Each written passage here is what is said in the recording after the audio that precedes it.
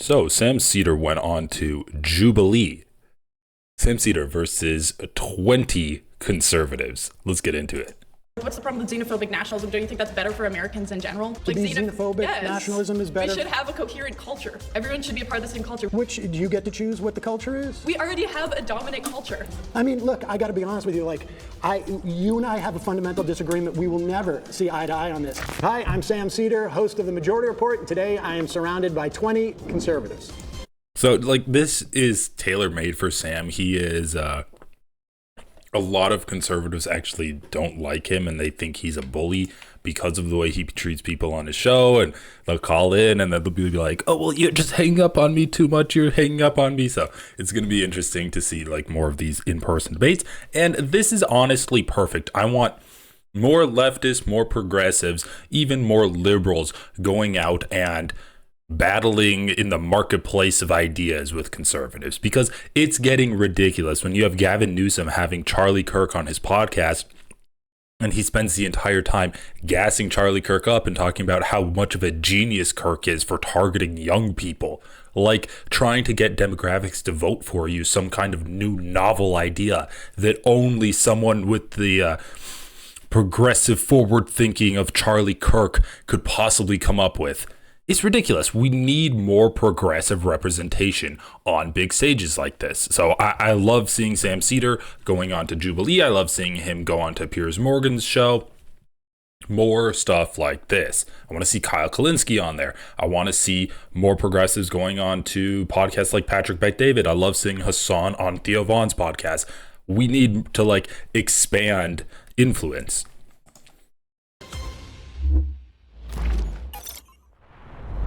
My first claim is Trump's attack on DEI hides his real goal, which is to give corporations more power.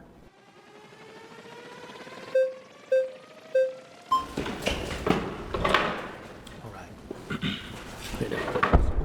Sorry, Sam. So I'm just going to pause it here. I did see this first prompt where Sam Seder talks about how Trump's attack on DEI hides his real goal of giving corporations more power. So what is he talking about there? Well, basically the federal government has DEI initiatives, which is essentially saying that you have to make an effort to offer your hiring practices to marginalized people. You have to make an effort to be accessible for people with disabilities, not allowing making sure that everyone can actually access and function in your workplace. You have to make an effort to do making your job postings available for different groups of people.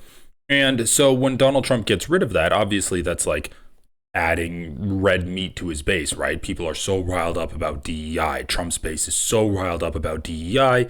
Trump wants to throw them a bone. But it also has a secondary effect of really damaging federal institutions. And if you start cutting their workforces, like we just saw Doge cut 200,000 federal employees, if you start cutting their workforces, of course their functioning is going to suffer as a result. So if you are cutting federal agencies' workforces under the guise of we are correcting for the DEI initiatives, which once again is correcting for racism, so it's we're correcting for racism, do the math there, double negative. But if you are hurting these government agencies that are trying to regulate big businesses, then you are helping big businesses. So I think that's what Sam Seder's claim is. I don't know if he really spells it out in this, but let's just check it out. Of course. All right. I think I have a slight issue with the back end of the premise. I guess Trump's attacks on DEI being a real goal to, give corporations more power. I'd rather center the conversation around the democratic, especially as conservatives, the issues that people have with DEI and why I believe Trump would, want to support the issues that, people are voting for him for. I mean, I'm talking about his whole attack on DEI. It's actually DEIA, sure. Right? You know that, right. In government agencies. The A being for accessibility. Right. Yeah, and I think the attack on DEI isn't an attack on people's protections. It's on the other end of the spectrum, right? Wanting to end DEI doesn't want to end protections for someone being disabled, someone being, inaccessible to get into a job. It rather wants to de-incentivize corporations to push them to hire these people on unfair bases, right? Okay, but DEIA is not about quotas or anything like that. It is about protections for. So I'm going to be trying to pause a lot because the last time I reacted to Jubilee, I got taken down for copyright. But I always find it ironic that when people are talking about DEI, diversity, equity, and inclusion practices, and A, as Sam so intelligently points out, accessibility, they say that it is unequitable and it's unequal, when that's literally the definition of DEI is to be equitable and to be equal. And they say that it's discriminatory when literally the point of definitively, tautologically, DEI is not discriminatory. You are simply trying to make sure that your services are being reached by every aspect of the population, whether that is in hiring, whether that's in the effective output of whatever you're doing. If you're talking about housing, you're trying to make sure that different groups of people have equal opportunity for housing. If you're talking about government services like food stamps or access to school loans, you want to be putting in the effort so that you're not only looking at rich people. Maybe you're trying to correct where people were only looking at donors, or people from Philadelphia were getting into these organizations and then they're also going back to people in Philadelphia and they're only serving them. You're trying to correct these unconscious biases that people have. So it's not just about racism. It's literally just about trying to make sure that your services, whether that's in your hiring practices or in the output of whatever corporation or whatever government agency you're working for, is outputting. You want to make sure that you are correcting for these unconscious biases. And so it's just, whenever someone says that DEI is anti-white, that's simply not true. Whenever the people say that you have a hiring quota and you need a certain number of each different race of people, that's also not true. There is no directive in the government anywhere where it says that you need to have a certain quota of different groups of people. People within these organizations, or to make sure that you have different communities that have the opportunity to apply to these things. So it can mean, within government agencies, it means things like, let's pay interns so that not only wealthy people can have their kids do internships in these agencies. Or let's put out notices around different parts of town, metaphorically speaking, so that people know this job exists. This is where it begins, but this isn't the ultimate goal that conservatives have an issue with. Conservatives don't have an issue with trying to spread job applications to poorer communities. Well, then why rescind DEIA requirements in government agencies? Because the problem with DEIA is there may not be perceived actual number quotas, but that's what it devolves into, and especially with corporations. Do you have the evidence of that? I mean, sure, we can look at corporations that are government agencies that are hiring people on not true, proper bases. We can even look at. Even look at. Would you have any evidence that that's happening? Yeah, even the DNC's nomination of Kamala as president. So this is the Charlie Kirk argument, where because of DEI, if Charlie Kirk walks onto a plane and he sees a black captain, he knows that they're not suitable for the job. And so he gets worried because it's not him being racist. It's that the woke libs have gone so far down the path of DEI that now minorities getting into positions that they weren't used to be must mean that they are unsuitable for the role. They are unqualified. They're underqualified for the role, and they've only got that position simply because of the aspect of them that is a minority.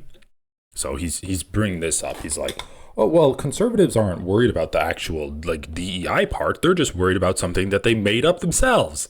Okay, bro.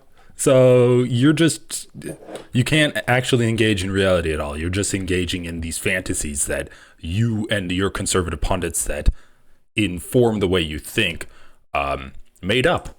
president this year. There was no reason to nominate Kamala as she wasn't democratically selected. She didn't go through a single primary. None of these things. So you're saying that Kamala was the vice president of the United States after the president drops out 2 months before the convention. You think that's a DEI She wasn't hire? Every presidential nominee is democratically selected to be the nominee for that Do party, you realize except there were for not Kamala even Harris. primaries prior to 1972 Well, in sure, the Democratic but Party? this isn't before 1972. Well, I understand, but what did you think you were going to run primaries in those 2 months? Well, sure, Joe Biden should have dropped out 3 years ago, as far as I'm concerned. Well, sure, but even before, when Kamala was running in primaries, she wasn't the next man up. None of this. She wasn't the next person. Well, she was the vice president, right? Of course, but she wasn't in primaries. Detail. But listen, aside from, I would have might have wanted a different candidate as well. But that has nothing to do with Trump rescinding orders that basically say you need to search for a wide range of candidates, not necessarily give any different benefits, but you need to make sure different communities have access to the awareness of this job.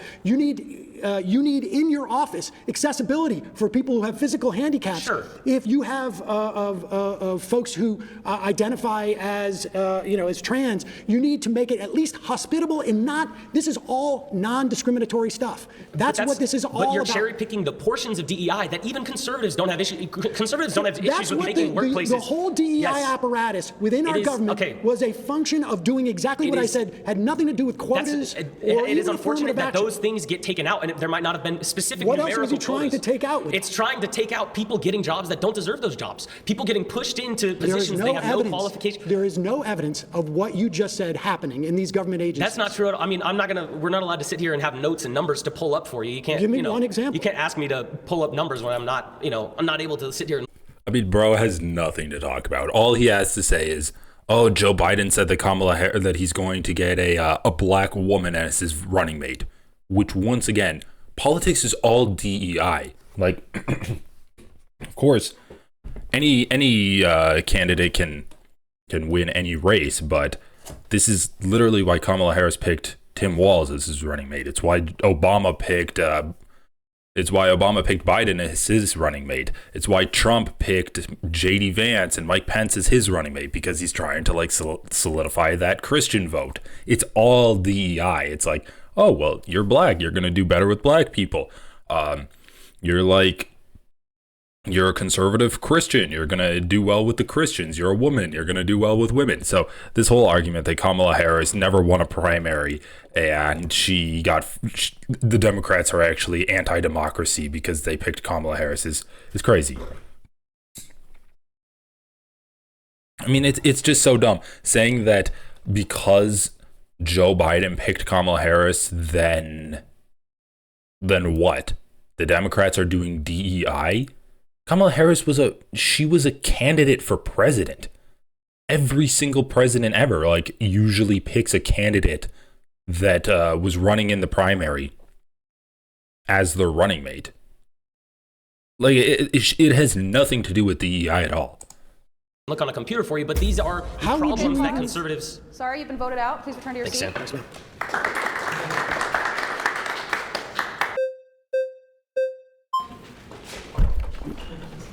See ya. Okay, so I think the roots issue with DEI isn't what the previous gentleman was trying to point. Conservatives aren't necessarily have issues with those things like accessibility to people who might need help. The issue is, and I kind of referred to this before, when you have agencies and systems, what tends to happen when you have government overreach, big government, is that agencies and systems get abused. And I think unequivocally, DEI was heavily abused in practice. It was great in theory. It's idealistic, which is sure is fine, that a lot of people can get behind, but it was abused. I'm going to need specific examples from this person in how DEI is abused. Okay? Because honestly, I can't think of one single example of how the idea of we must make an effort to reach out to more underserved communities is for government services and hiring practices and even corporate DEI initiatives. What you have the what is it, the Angelo, I don't even know what it is, but it's it's okay to feel guilty if you're a white person. So some corporations did some cringy, we need to all reflect on our white guilt initiatives. Is that the example of DEI being abused? Because guess what? Corporations doing cringy white guilt initiatives is not as bad as not having any DEI at all. Like, I would rather take that and DEI than throw the entire thing out. In a lot of ways, when you have actors, like we're in California right now, when you have actors, white male actors who are being told, we do not white men, we're not gonna. This is so funny. His example of DEI being abused is Hollywood casting specific people. Okay, yeah. Because Hollywood never cares about what their actors look like for the roles that they cast them in. All right, buddy. I mean, it's crazy. When he's talking about, like, we do not want white men for this role, why not talk about, like, the directors or the screenwriters that are actually writing these roles, creating these roles, rather than talking about the point of them actually casting actors? Like, it's so ridiculous. It's just that this is the issue that is at the top of his mind. Oh, I'm seeing more black people on my screen. And then he immediately goes to actors rather than Hollywood wanting to do, like, more diverse. I don't even think there's actual evidence of Hollywood becoming more and more diverse. I think it's still a very white industry. But even if that's like an issue that you're having, first of all, that's simply not DEI. Like, Hollywood is a money-making corporation. They try to make movies that are going to get audiences to relate to those characters. And then it's just such a even if you have an issue with Hollywood being like, oh, I want to have a black Spider-Man, it's like your specific point that you're taking issues with is Hollywood not casting a white person to voice the black Spider-Man. Cast any white man. We only want this particular kind of gender, race, right? That is an abuse of a system. It's no longer fair, but more about just perpetuating one aspect of, I mean, also to say that it's a system of DEI that Hollywood is abusing, it just doesn't make any sense. It doesn't make any sense. Visual compelling aspects, because at the end of the day, what's going to happen is companies are going to say, well, we want to look the most diverse. Okay, well, and what that is it's moral grandstanding. It's that because we have more black women, we sell better soda. Like that. I got you. That is not. Well, that's getting a little far afield from what Trump's DEI orders are. But I can tell you, as somebody who was a sitcom actor in the 90s, I would walk into a room and everybody I would see would look like me. And I was doing a second position, which doesn't even exist anymore, where you do 2 pilots a year. And I was looking around, and basically every part of television when I was a kid, I was centered in some fashion. It was either this is about my mother, or this is about my father, or someone like me was centered. So, we can argue as to whether or not Hollywood is overcorrected in some fashion. But on a governmental level, the DEIA directives that agencies were following for the past 4 years, there's nothing, I don't know what you mean by abuse on it, but there is no evidence that it was an affirmative action program in those instances. It was about anti-discrimination. You cannot discriminate against these people, and you want to open up opportunities for a broad swath of people. Again, the internship is like one of the most material things that exist there, where the idea that you need to pay interns. And that's important because you want low-income people to have the same sort of like opportunities to see these things as wealthy people. My kids can maybe afford to do an internship for the summer instead of going to get a job. I think what's happening is we're talking about 2 different things. But I'm talking about Trump's DEIA rescission is a way of basically driving people out of these agencies, making it You're saying Trump specifically, and I understand why you're saying Trump, but I think the American people as a whole have kind of, and I won't say whole because obviously it's not 100%, but a majority of the American people have kind of rejected DEI because, again, I don't think a majority of Americans know what DEIA is. That may be the case, but again, my point is we're talking about So really quick, let's just take a look at this. Basically, Donald Trump's executive order rescinded Biden's executive order. So on his first day in office, President Biden signed Executive Order 13985, advancing racial equity and support for underserved communities through the federal government. The order recognized that although the ideal of equal opportunity is the bedrock of American democracy, our laws, public policies, and institutions too often exacerbate disparities or deny equal opportunity to individuals and communities. The president's order emphasized the enormous human cost of systemic racism, persistent poverty, and other disparities, and directed the federal government to advance an ambitious whole-of-government equity agenda that matches the scale of the challenges we face as a country and the opportunities we have to build a more perfect union. In recognition that advancing equity is a generational commitment that will require sustained federal leadership and partnership with all communities, President Biden signed Executive Order 14091 on February 16, 2023. The president's second executive order on equity directs the federal government to further build equity into the everyday business of government and continue the work to make the promise of America real for everyone. The promise of America real for everyone, including rural communities, communities of color, tribal communities, LGBTQI+, individuals, people with disabilities, women and girls, and communities impacted by persistent poverty. Yeah, one thing that conservatives always seem to forget to talk about is the underserved rural communities that are in this country that also would benefit from a DEIA program. But yeah, they never seem to talk about that. It always seems to be like black people or trans people that they worry about getting any kind of just special attention from the government or from people that would potentially be hiring them. Use of a system. What you're talking about is not necessarily what was happening. What people were seeing were, hey, because you're white, you can't do this. And liberals like to do this thing where they create systems and then they created the whole idea of woke and then they backed away, and then conservatives say woke and then they're like, we don't know what woke is. They created DEI. Biden literally said Kamala Harris is being chosen because she is a black woman, and then all of a sudden Democrats for the rest after that said that's not why she was chosen, even though Biden literally said that. And then we have this cognitive. Oh yeah, you can tell that's a banger line among the conservatives. Oh, Biden literally said that Kamala Harris is or that his running mate's gonna be Biden literally said Kamala Harris was chosen because she's a black woman. Which, once again, that's not true. He said that he's going to choose a black woman as his running mate, and then he picked Kamala Harris, obviously. But a little bit of a difference there in meaning. Dissonance, as if we're not living in reality. Biden wanted to make sure that there was that there was an opportunity for a black woman to be his vice president. Yes, but so why did Democrats move away from that and say no? It wasn't because she was a black woman.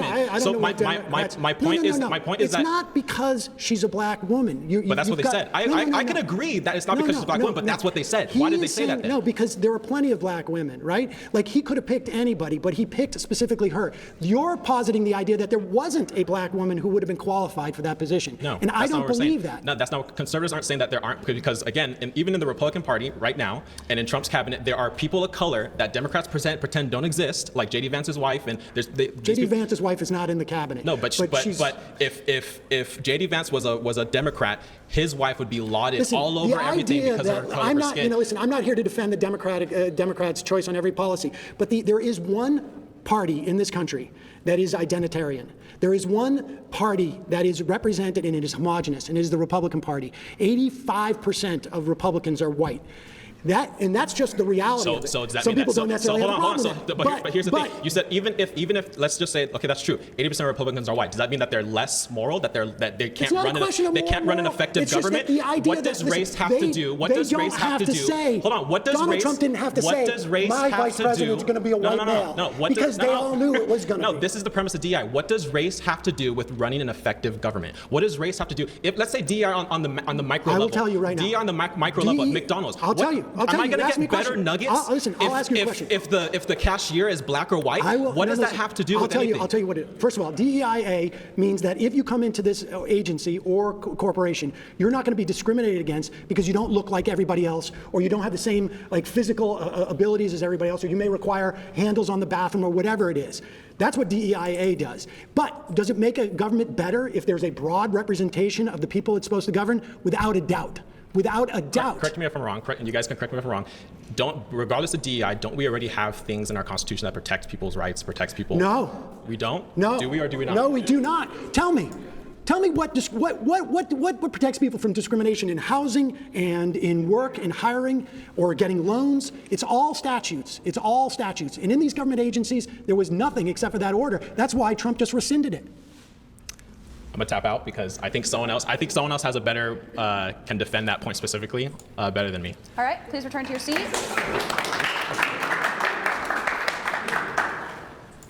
Yeah, it's really interesting there. It's like, okay, we have things in our constitution that protect against discrimination, but when we have actual laws that Biden passed, like executive orders that Biden was pushing, that try to correct against discrimination, they're against it. So, like, they want to be able to have their cake and eat it too. They want to say, I'm not against discrimination, and actually there's this fail-safe that we can always fall back on. That's this magical, like, anti-discrimination thing in the Constitution. We can always just fall back on that. I just think the woke libs have gone too far in pushing this DEI stuff. And it's like, well, actually, like, this is kind of the last line of defense in what you're attacking, and Donald Trump just got rid of it, and they're like, oh, okay, well, I'm about to head out. It's like they want to rail against the anti-discriminatory stuff that we have today, while still being like, you just went too far. But I'm actually like against discrimination.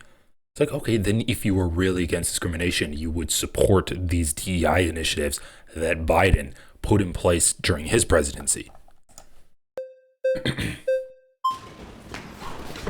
Hi. Hi. How are you? Good. How you doing? Okay, when it comes to DEI, essentially, if a person was not racist, he would hire someone regardless, right?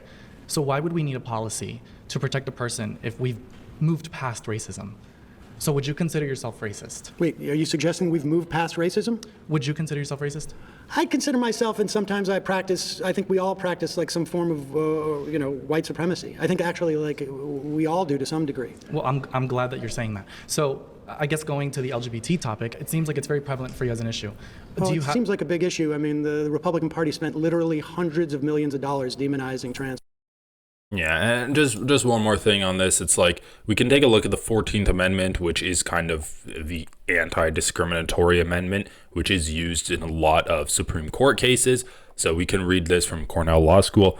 The 14th Amendment addresses many aspects of citizenship and the rights of citizens. The most commonly used and frequently litigated phrase in the amendment is equal protection of the laws, which figures prominently in a wide variety of landmark cases, including Brown v. Board of Education, racial discrimination, Roe v. Wade, reproductive rights, Bush v. Gore, election recounts, Reed v. Reed, gender discrimination, and University of California v. Bach, racial quotas in education.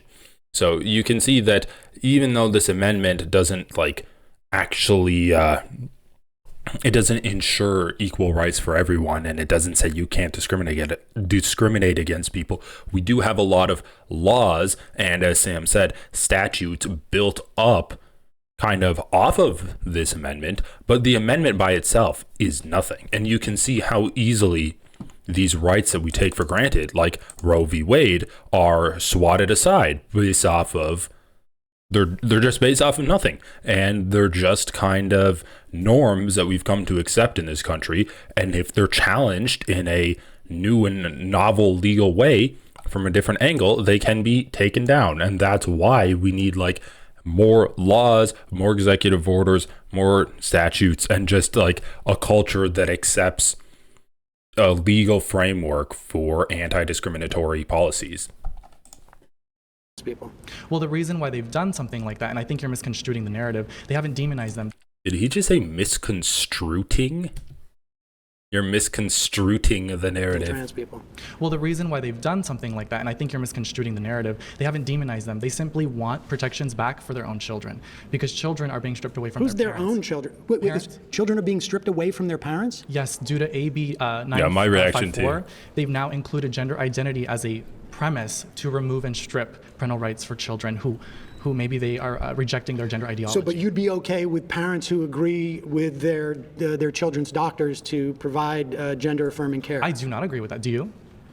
I believe that parents and doctors can make those decisions with the kids. If a child can't smoke, drink, or have sex before the age of 18, they should not be able to consent to a sex change.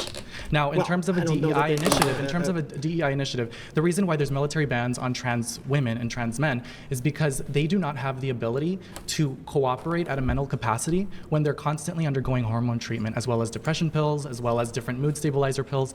And so when you go out to combat, do you really think you're going to bring an ice cooler pack with your whether that be hormone, estrogen, or whatever it may be, while you're about to shoot someone of the opposing war? Well, the executive orders that Trump gave were DEIA orders that had to do with agencies that have nothing to do with the military. Yes, they do. Yes, they absolutely do. The FDA, they just revoked the ability of the Air Force to teach Air Force members about the Tuskegee Airmen. Well, Like, we're not- what are we talking about here? Okay, well, honestly, like they're rewriting history. well, that's your perspective, right? But at the end of the day, if a person Tuskegee Airmen, we can all agree existed, right? Just listen to this. If you were racist, right, and you were an employer, and if you wanted to absolutely be racist and exercise that, you would. I think DEI sort of prevents people from seeing the reality. If a person truly wanted to hire you based on your intellect, based on your skill set, they would. DEI essentially provides tax cuts for the end of the year when you create your tax return. Bro, this is so ridiculous. I'm looking up Trump's executive order right now. Look at this.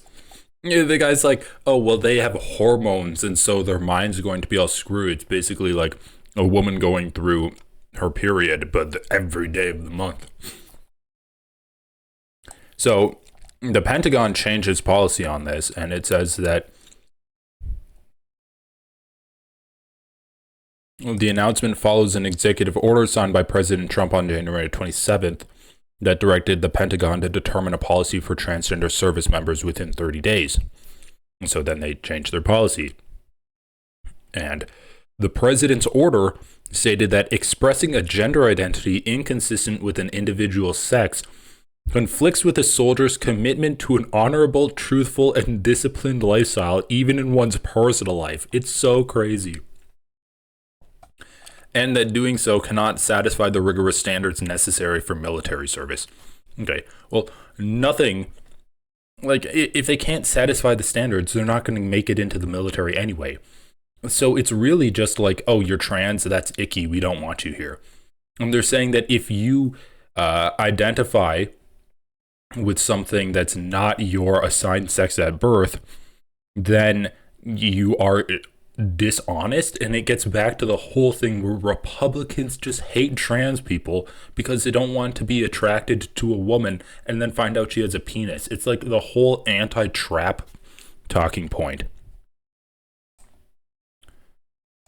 Defense Secretary Pete Hegseth had paused bringing in recruits who have a diagnosis of gender dysphoria and paused all gender-affirming care.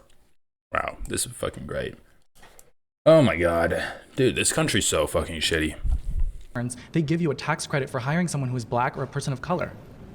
I don't know if you knew that. In these agencies? In agencies and private In government businesses. agencies, they don't get tax cuts for hiring people of And the color. other thing I this wanted is to- to and I- protect the other people thing I from wanna- discrimination. I mean, just once again, when we're talking about DEI, it can mean anything. It can be trying to make someone more accessible. If you happen to be, maybe you can't walk, maybe you're paraplegic, maybe it could mean that you're advertising towards underserved communities like rural areas, places that have been hit with the fentanyl epidemic. But conservatives cannot get the idea of trans people and black people out of their minds, and that's all they think about when they hear DEI. The other thing I want to kind of state here is that I've realized that a lot of the times with the liberals is that you guys push for example, for DEI and people of Latino or Hispanic descent. And a lot of the times what you don't realize is you're actually doing more harm than good by putting them in positions where you make them believe that it's based on the color of their skin. It's based on... DEIA is not It's based on merit. DEI emphasizes color, skin color, physical it attributes. says that the people who work in your agency, it's about anti-discrimination. Discrimination against what? Against people who may have different cultural mores, may have different... But that's irrelevant to a job, right? It should be based on merit. And that is the emphasis People here. get hired as... It's just so crazy. It's so crazy. It's like the guy's like, oh yeah, well, I want everything to be based off of merit. But these programs that are, these DEI initiatives that are like basically broadening the scope and the availability of all of these programs to all groups of people are somehow making it not based off of merit. No, you fucking idiot. It's literally trying to counteract the discrimination that people will have. Like, if everyone's like from a big city, they might not think about other places that they could send their programs out to and try to have other places have access to the same kind of privileges that they experienced in life. It's literally the opposite of what you're saying. They are trying to make it merit-based and not based off of the privilege of where you were born or your skin color or your proximity to big cities or money. merit, but if the DEI, excuse me, if the DEI, I'm talking about Trump's rescission of these orders received a on these tax cut agencies. as an employer, wouldn't you hire a person of color? Dude, if you could pay them less? Listen, we're talking about government agencies that do not get tax cuts. Government agencies. They don't. No, yes, they do. They absolutely do. I'm talking about every private and public sector gets tax cuts when you hire a person of color. Government agencies don't pay taxes. Government agencies are funded by the government. That is not true. That is not true. And you know what? I think the whole juxtapose of this entire conversation. What month is this? So I was like, can we make sure we're in the same reality as each other? This is January. Okay, so we can agree on that. The FDA does not pay taxes. It does not get a tax cut because it doesn't pay taxes. DEIA forces them as an agency to say, if you have a job opening, you must do your best efforts to make sure that every I like that. part I love of being a society. buzzword. You must do your best effort. I love that buzzword. Okay, pause. Because you feel like you have to. You're pressured Pause. to. Yes. You shouldn't be pressured to hire someone based on skin color. No, not to hire someone on skin color, but put up notice about that the job exists. Make sure that you put it in different communities so that you have as wide an application. So we can take a look at this, and this must be what the guy's talking about. The Work Opportunity Tax Credit. The Work Opportunity Tax Credit is a federal tax credit available to employers for hiring and employing individuals from certain targeted groups who have faced significant barriers to employment. The Work Opportunity Tax Credit joins other workforce programs that incentivize workplace diversity and facilitate access to good jobs for American workers. And what is this? So it was added in September 24th, 2021. And the targeted groups are qualified IVA recipients, qualified veterans, qualified ex-felon, designated community resident. So once again, this isn't pressuring an employer to hire certain groups of people, or to hire people of color, or to hire black people, as the guy said. This is simply like rewarding employers for making the effort to reach out to these underserved communities, as they say, who have faced significant barriers to employment. It's not saying that you could lower your hiring standards for these people. It's basically saying, if you make the effort to overcome these barriers that these targeted groups have faced, then we will give you a tax credit for that. Right? Like, it's not incentivizing them to hire underqualified people of color and discriminate against white people. So anyway, I guess that's what he's talking about. But as Sam said, like, federal agencies don't pay taxes. They're not going to qualify for those tax credits. Pool is possible. And therefore you get All tax right. cuts. All right, return to At your the seat. end of the year when you file taxes, you get a tax cut for hiring someone who speaks Please a different return to your language or seat. different skin color. I don't know how to respond to that. I mean, that's just so blatantly not true, and it's straight up racist. This tax credit gives a very specific group of targeted people that have faced significant barriers to employment. And saying that if you hire black people, you get a tax cut is simply racist. And you're spreading racism, because then what are you going to think if you're an employee and a black person gets, like, if you actually believe this, sincerely believe it, and you walk into like a Dunkin' Donuts and you see a black person, oh, you're a DEI hire, you're unqualified for this. Or if you go to the bank and there's a black teller and you're like, oh my God, the bank's DEI too? You're literally just spreading racism. Like, that's not true at all. And it's fucking crazy, man.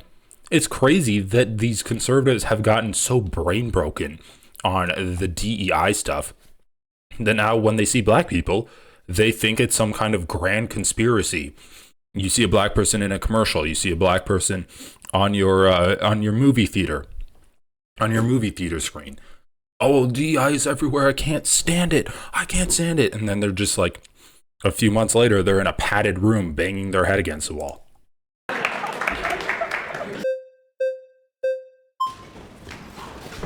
How you doing? So I want a little bit more clarification, because I don't even know if we got it yet, on which part benefits corporations, like from your perspective. So agencies, the This guy's got the Zoomer broccoli cut. U.S. government agencies, the vast majority of them, what they function to do is inhibit corporations from essentially externalizing their costs onto society. Sure. So They externalize the costs and they internalize the profits. Sam's favorite line right there. The example would be, I used it before, but it's a good. Or they publicize the costs and they privatize the profits. one. I'm making Teflon, C8, for instance, okay? And C8 is supposed to be burned because instead of deposited, because it's a forever chemical. And I can go out and instead of burning it, it's too expensive to burn it, I'm gonna dump it into a river. And the EPA comes in and says, you can't do that. We're gonna fine you. You're not allowed to do this. But what the company is doing when they do that is they're gonna take the profits that come with lowering their costs by dumping it into the river. And those costs are then borne by everybody who lives around that river. They're gonna get cancer, they're gonna get gastrointestinal problems, whatever it is. And society bears the cost of that. Can you connect the dots for me, though? Because it sounds like we're talking about something completely different. No. And so the DEIA stuff is just the beginning of demoralizing these agencies and trying to wreck them from the inside. It's all part of Russell Votes thing, the OMB, the whole Schedule F, where they get rid of civil servants and they demoralize people and they don't want them to be able to function. So then would you agree if this is about demoralizing? I mean, over 75 million people voted for Trump, right? He won the popular vote. Do you not think that in part, you even said yourself that Americans don't really know what DEIA is according to your definition of it? Well, the government's definition of it. Okay, well, I would argue that the average American is demoralized by what they've seen, the way that the government... Bro, what the hell? You literally asked a very specific question to him. How does getting rid of DEI initiatives empower corporations? Which is a fair question. That's a definitely fair question. And then Sam says, oh, well, yeah, he's basically trying to demoralize these federal agencies that serve to rein in corporations. They serve to try to hold corporations to some kind of account of responsibility. And if you are placing more burdens on them by making them report in on their DEI programs, or if you're making them function worse by firing people that you claim were only there because of DEI programs, then that inhibits these agencies. And the guy's like, and it demoralizes them. And he's like, well, you said the word demoralize, but actually a lot of people voted for Donald Trump. How do you square that, liberal? It's like, what? Dude, you literally just picked up on the last word that Sam said and then ran with it in a completely different direction that also doesn't make any sense. It goes about their DEI policies in the military and other organizations, not just the military. Please return to your seat. Okay. Hey, before we go any further, we want... Hey, why don't you shut the fuck up? ...on serving you... Non-ethical reacts. Voting for Trump. Claim 2. Unless you're a billionaire, a religious fundamentalist, or a xenophobic nationalist, voting for Trump was a mistake.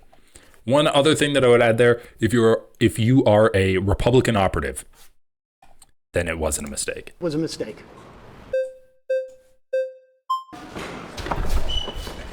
Okay, so let's tackle one aspect, religious fundamentalists. What benefit would religious fundamentalists get? And also, can you define what is a religious fundamentalist? And maybe you could say more of a Christian nationalist. Okay. In this instance. But things like, the attacks on trans folks, the attacks on a woman's right to choose, the idea that we're going to get stuff like an enhanced RFRA, which is going to mean that if you're a pharmacist and you don't want to provide birth control, you may not have to.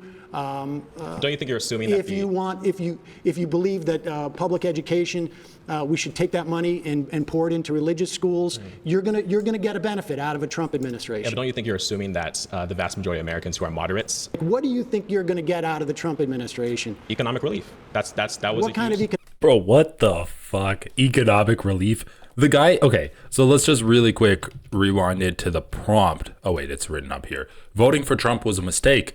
So even if people voted for Donald Trump for economic relief, it turned out it was a mistake because prices have only gone up underneath Donald Trump. So I find it really cute that this guy's like, well, people voted for him for economic relief. Like there are moderates that voted for him too. It's like, yes, how's that working out for them? not have to.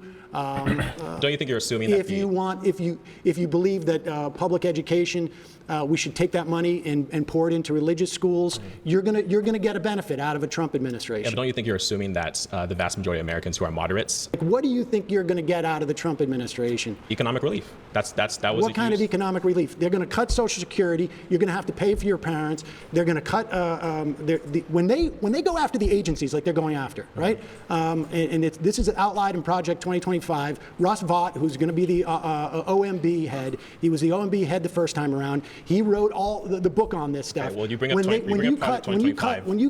When you cut agencies and go after them, and you fire all the inspector generals so that they're not being able to make sure that the agencies are working, who do you think profits from that? It's corporations. They're going to go after agencies that make sure your food is not full of botulism, that your air is not full of mercury, that your water is not full of C8. This is what they're going to do. Agencies exist to curb corporations from externalizing their costs and privatizing their profits. He said the line. He said the line. So it may be cheaper for a company to dump their chemicals into a river than it is for them to dispose of it in a safe way. And so they get the profits from that, but the costs are borne by society. They're borne by society in the form of, like, people get cancer. They're borne by society in terms of, like, we've got to do the cleanup. That's what agencies do. Pause. You've been voted out by the majority. Please return to. God damn, dude, this guy can't catch a break. The first time he goes in there, and then he's like, well, don't we have anti-discriminations in our Constitution? And Sam's like, no, we don't. He's like, all right, I'm going to go. And then he comes in here, and he's like, all right, well, tell me why it was a mistake voting for Trump. Sam tells him exactly why, and he's like, but we're going to get better economics. And Sam just shuts him down, and then he gets kicked out of there. Your seat. That's good.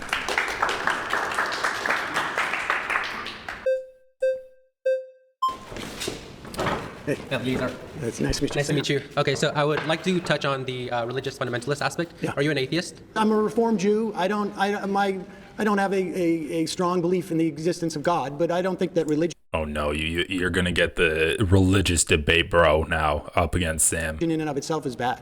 Okay, so what's wrong with religious fundamentalists? So like when you said trans. What the fuck?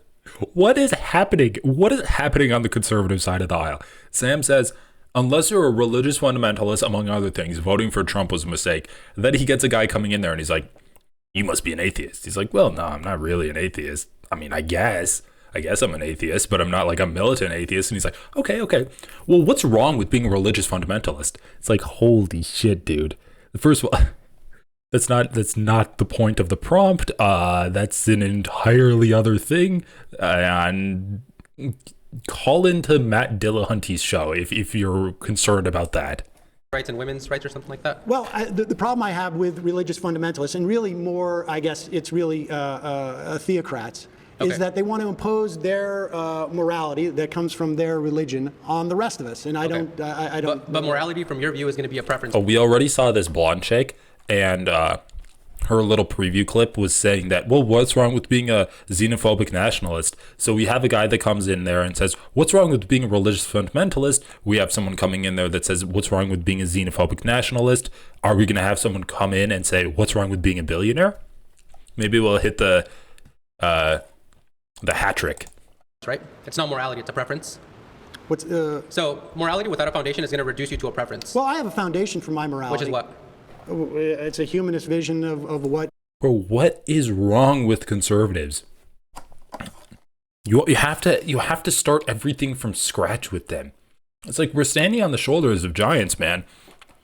And sometimes it's okay to just take accepted fact and run with it. You don't have to reinvent the wheel every time you wake up. Basically creates as little suffering as possible for as many people. Okay, so you're like a consequentialist? Utilitarian? I don't really bother myself with being a consequentialist or a utilitarian. It's always going to reduce you to a preference. So if you say that killing is wrong and I say it's right, you would really have no. Oh my God. Play the Tim Pool clip. I have something for you, but it's a little bit dickish. Well, you see, Sam, that in most superhero movies, the enemy is the utilitarian and he's the bad guy. So maybe you don't want to align yourself with the utilitarian views. this guy's gonna hit him with that. Contention with that. Well, no, I don't base my understanding of civil society on religion. And so we have a civil society. Okay. We have laws that we have decided as a society in a democratic way. And for some people, it's okay for it to be informed by their religion. That's okay. Okay, perfect. So if tomorrow society comes together and we say, hey, trans folks don't deserve rights, you would be okay with that?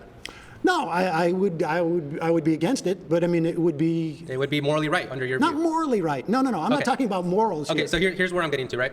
Religious foundations provide an ethical framework for one to live their life off. I believe you can have an ethical. Oh God, how did it take this long for someone to raise their flag up?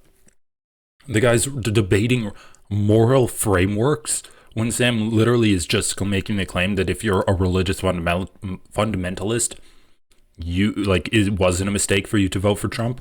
Okay, and if we take the leftist view to its logical tail end, to its extreme view, you have low reproductive birth rates, you have a reproductive dead end, so What is happening? Dude, this guy crawled out from underneath a rock or something. He is radicalized. Men together can't reproduce unless they have to take from a healthy straight couple. Religion provides this foundation where you do prioritize the nuclear family. So do you have a problem with gay people being married? It's not that I have a problem. I just don't see a justification for why they ought to be gay outside of it just feels good. Why they ought to be gay? Dude, even our white nationalist girly over here is raising the red flag. I don't see a reason for why people ought to be gay other than it feels good. I mean, I feel like I don't need to respond to that, but it's just on its face ridiculous. There's no reason for anyone to do anything other than it feels good. That's how we've evolved. That's how life has evolved. Can you give me another justification for it? Well, I think maybe that's the way they were born. Okay, what about pedophiles? Are they born that way? They may be, yeah. Okay, so should we let a pedophile off the hook since they were born that way? No. Bro, this guy's from 2007. How, even 10 years ago, we were having these arguments, and he's still bringing up the same arguments from over a decade ago. He hasn't heard the rebuttals for them for the last 10 years. How are there only 7 people waving the red flag? Man, I know that America's screwed, but the Republican Party is just off the rails. I think we as a society should implement duties to prevent them from acting on that innate urge, correct? Well, I think between consenting adults, it's a different thing than. Okay, so you're okay with a 45-year-old dad with a 19-year-old daughter as well? Incest. What the fuck? Okay, so he says consenting adults, and then the guy's like, okay, well, you're okay with incest then. This guy's just scrolling through every single edgy internet argument that has existed over the past decade. No. If they consent, you're okay with that? No, I think society has also determined that it's not beneficial. Right, there's duties and obligations that we have, so religion provides those duties. Life isn't about freedom and exercising what you want. I mean, well, you want to impose your religious doctrine on me, and I don't want that. You just admitted we need duties. We have responsibility as a society to keep us functioning, to keep us thriving. Your leftist view, the liberal view, doesn't provide anything besides it just makes me feel good. Religion does. So I love how his argument for this is okay, well, an arbitrary set of rules is my moral basis.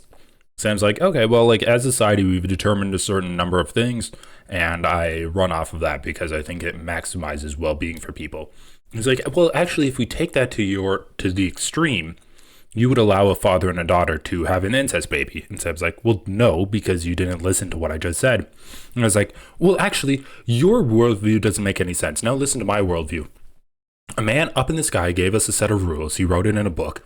And millions of people throughout thousands of years of history have had different interpretations of these rules, and they've had wars over these rules, and then these sects have formed over these rules, and then they've split up into thousands of different sects ad infinitum. And now any one person could have a completely different interpretation of the same set of rules from any other person. And that's a better moral system than your moral system. Actually, it's just I make up whatever I think is morally correct. What's your argument? What's my argument as to why I don't want You have no your contention. religion to? Well, because first of all, I don't think that you have the right to corner what God is telling us is right or wrong. And there are differences between religions. And so my argument is, like, you're not going to keep halal or kosher, right? I mean, I don't believe that someone has a corner on religious truth. And the reason why we have a democracy is because we didn't want a king. And the kings came from the idea that their God said that they're the ones who's supposed to be king. And so we can disagree on this. I don't want to live in a country that is ruled by religious fundamentalism. And if I do, you have no issue with that. And no. And this is why I say, under Trump, yes, you have won. Yes. You have a Only bunch male of and Christian. female. You're right. You have a You Christian won. nationalist, Yes, and which is necessary. And so I concede the point that under Trump, your Christian nationalism has gained an advantage Yes. under this. Sorry, we're going to And have so more kids. We're going to have less abortions. We're going to have more family. We're going to have stable family households. Sorry about better Trans education. people, gay people should be outlawed. They should be straight. They should be straight. Women should be secondary to their husbands. Women should submit right? to the husbands. Women That doesn't should mean submit to the that doesn't mean they are husbands. slaves. Right, It doesn't mean they are. It means they are protected. You Okay, gotta let me ask you. hierarchy. Let me ask you. No. Should women be drafted? Should women be drafted? Listen, I think if they're equal, should they be drafted? I think this is the vision that you This have. guy's such a fucking creep, man. This guy is really creepy. Okay, tell me again how the Bible prevents pedophilia? How old was Mary when she gave birth to Jesus? 14? How is your enlightened worldview preventing pedophilia? All right. And I think Trump supports it. Yes. I think the Christian nationalists he has throughout his government are all going to work towards your vision. Yes. And my hope is that when people look at this, they say, hey, wait a second. I don't want my life to be dictated by the notion of a Christianity.com. It is believed that Mary would have been about 14 years old when Gabriel gave her the news of the Lord being born to her. Oh, wow. And wait, God is the Father. So not only is it pedophilia, it's also incestuous pedophilia because it's the father impregnating a 14-year-old girl. According to the Bible. That's literally according to Christianity.com. Given the biblical account and the Jewish cultural practices in Mary's day, the most plausible age Mary would have been when she had Jesus was 15 or 16 years old. It is believed that Mary would have been about 14 years old when Gabriel gave her the news. When women normally carry babies in their wombs for about 9 months, and depending on when Mary's birthday was in the year, it could be that she was nearing 15 or 16. Don't worry, guys. She got impregnated at 14, but she gave birth at 15, so that 9 months set her over the edge because I guess that's when conservatives think it's the best time for women to give birth.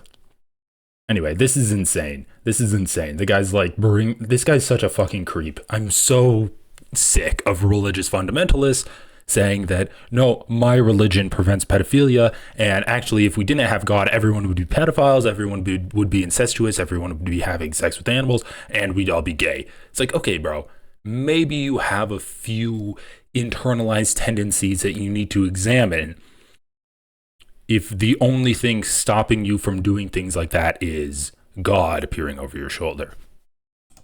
A Christian nationalist prescription. Now, you may win out. I mean, certainly, like if you look at a country like Iran, they have a theocracy there, and apparently that's good for them if they want it. My final point is whenever I don't want to live in a my final point is theocracy. whenever we see people live out Christian values to its full extent, we see a great society. When we see people deviate from that, that's where all the problems arise. All right, I pause. think you are at home in the Trump. Trump Thank you very much. You've been voted out. Please return to your That's not even a good point.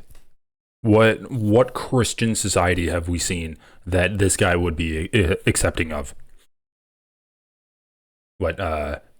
England before all of the Muslims came over and they Islamified England? Is that what he's talking about? England's such a shithole, dude. Before the immigrants came. The immigrants are only serving to make England better. seat. Sorry, guys. I think I have an issue with the implications of the prompt. I mean, of course, I'll stick on the religious fundamentalism. I think it's unfair to view Christianity separated from the ideology that Christianity informs, right? You have an ideology that you vote upon because you view it to be the truth that benefits everyone in a society. That's how a democracy works. I, as a Christian, have an ideology that informs my opinions, and I believe that it is the most moral and correct way for a society to function. So I think if we put religious fundamentalism in a box where you say any moral implications that I draw from this, religion is unable. I mean, it's not really surprising that you're seeing a lot of people coming out and defending religious fundamentalism in this, because this is it's just a self-selecting process. People that debate online usually do debate about Christianity because, honestly, Republicans don't like debating about their politics. Republicans don't like debating about their politics. You even see all of these Republican politicians being yelled at in their town halls, and kind of top-down orders from Republicans being like, just don't even engage in town halls. Their politics are undebatable. It's bad for the American people. And so Republican pundits online who are in this debate bro culture like to debate about philosophical stuff like religion. I mean, every single conservative online loves to get into the nitty-gritty about philosophy, because you can't get into the nitty-gritty about philosophy. And so they can exist in these nebulous spaces where they're never pinned down on anything but this philosophy that they completely maintain the vagueness of. Think of Jordan Peterson when he talks about anything. Think about Jordan Peterson when he talks about literally anything and how vague it is there. They exist in this area, and they are able to maintain this extremely vague and nebulous worldview that underpins every single other politics that they have. And so when you get back down to it, if you challenge them on their politics, they'll just keep descending until you end up in this pit of just fog where you can't pin them down on anything, but they maintain that the position that this actually supports every single aspect of their worldview. And so I'm like, wow, like I feel like religion wasn't really a big part of this election. I feel like more xenophobia would be defended in this Jubilee video, because people were pretty xenophobic in this election, and that's what Trump ran on. He didn't really run too much on the whole Christian nationalist thing, but that's just what people love debating online. So I think we're seeing a bit of that debate culture seep out in this Jubilee video. Able to be voted upon, unable to be pushed onto you because simply it's a religion is unfair to view it that way. Religion is an ideology like all ideologies are. It's you vote. Religion's not an ideology. It's an excuse. Religion is an excuse for you to use your ideology. It's an excuse for you to implement your ideology and say that it's justified based off of your religion. There are sexists that are religious. There are misogynists. There are egalitarian people that look at religion and they think that Jesus was progressive. He was a communist. He was a Marxist. He actually hung out with like prostitutes and gay people, and he hung out with women too when that wasn't like socially acceptable. And they take egalitarian and progressive views from religion. It's a justification. It's not an ideology. I don't mind you. I don't dispute the idea that you could have a religious ideology and want to see it imposed upon others, and it's not inconsistent with my claim. My claim is that Donald Trump is ushering in an element of Christian theocracy that I can't remember his name, and you may be excited about, but I'm not excited about it. I don't think the vast majority of Americans are, but maybe I'm wrong. I mean, I don't think this country was set up to be a theocracy, and I find it problematic that it will be, but others will be happy about it. I think it's unfair as well to label any morals that comes from religion inherently immediately theocratic. Like having a theocracy is something different than having. I think love thy neighbor is a good precept, and I don't know that we should necessarily legislate it, but I think it's a good precept. I think there are things from religion that are good. I interviewed Desmond Tutu years ago, who said that religion can be is like a knife. It can be used to spread butter, or it could be used to stab people. But that doesn't mean that I want religious doctrine to be the same as the law of the land. We have a democracy, and it was founded on trying to get out from some type of like religious oppression, which means one religion shouldn't dominate in this country. That's my sense. Yeah, and I see that, but I think I have an issue with where you would perceive religious doctrine is derived from, right? A guy doesn't at least in Christianity, a guy doesn't go in a room and come out and say that he has a secret message from God that everyone now has to follow. Religious doctrine is ruled over, it's reasoned over, the same way any ideology is discovered. I'm not talking about the validity of religious doctrine. Right. I'm talking about religious doctrine supplanting democracy and civil society. And I'm saying that religious doctrine is democratic inherently, and in the way that you. Well, earlier, I mean, look, we can have a debate as to whether or not women should be subservient to men. Right. I don't think they should be, and in a democracy, I don't think it's healthy. Right, but when you said earlier with him that someone shouldn't have I don't know the exact word, like a chokehold on what is, religious truth and what isn't religious truth, that's not how religious truth itself works, and that's not how religious truth is brought to the political table to have that work either, right? I don't know, when Pete Hegseth is in a bar yelling, we're going to kill all Muslims. Well, that's, yeah. But now he's in charge of the largest military in the history of the world. I think, and he's informed by his Christian nationalism. I think that's a problem. Right. Well, but we can disagree on that. We don't take... Pause. You've been voted out by the majority. Yeah, it's insane. The guy's like, oh, well, I like democracy. Okay, well, then do democracy. You don't need religious doctrine. Once again, it's exactly like that one guy that was like, I don't like DEI, but I do like anti-discriminatory policies. It's like, okay, well, that is DEI. If you like democracy, but you say that, well, I like democracy, but I like it down the road where we use democracy, but only an elite group of people use democracy to understand what religious doctrine is, and then we can go off of religious doctrine. But I'm actually pro-democracy. It's like these fucking conservatives can never just speak with their chest. You don't like democracy. You like religious doctrines. The other guy doesn't like anti-discriminatory policies because he's against the discriminatory policy in his face. They can never just be honest about their positions. They're all so weaselly and cowardly. Oh yeah, I really like religious doctrines, but I'm pro-democracy still. It's just that within the process of coming up with religious doctrines, there's democracy. It exists within that. So I'm actually still pro-democracy. You're not pro-democracy. Oh, I really like anti-discriminatory policies, but I just think that people have gone too far with this woke DEI stuff. Then you don't like anti-discriminatory policies because that's like the only line of defense that we have right now. That it's not too far. It's a step forward, like it's one step forward, and you're railing against it. They're all cowards, man. They're all cowards. Sam. Return to your seat.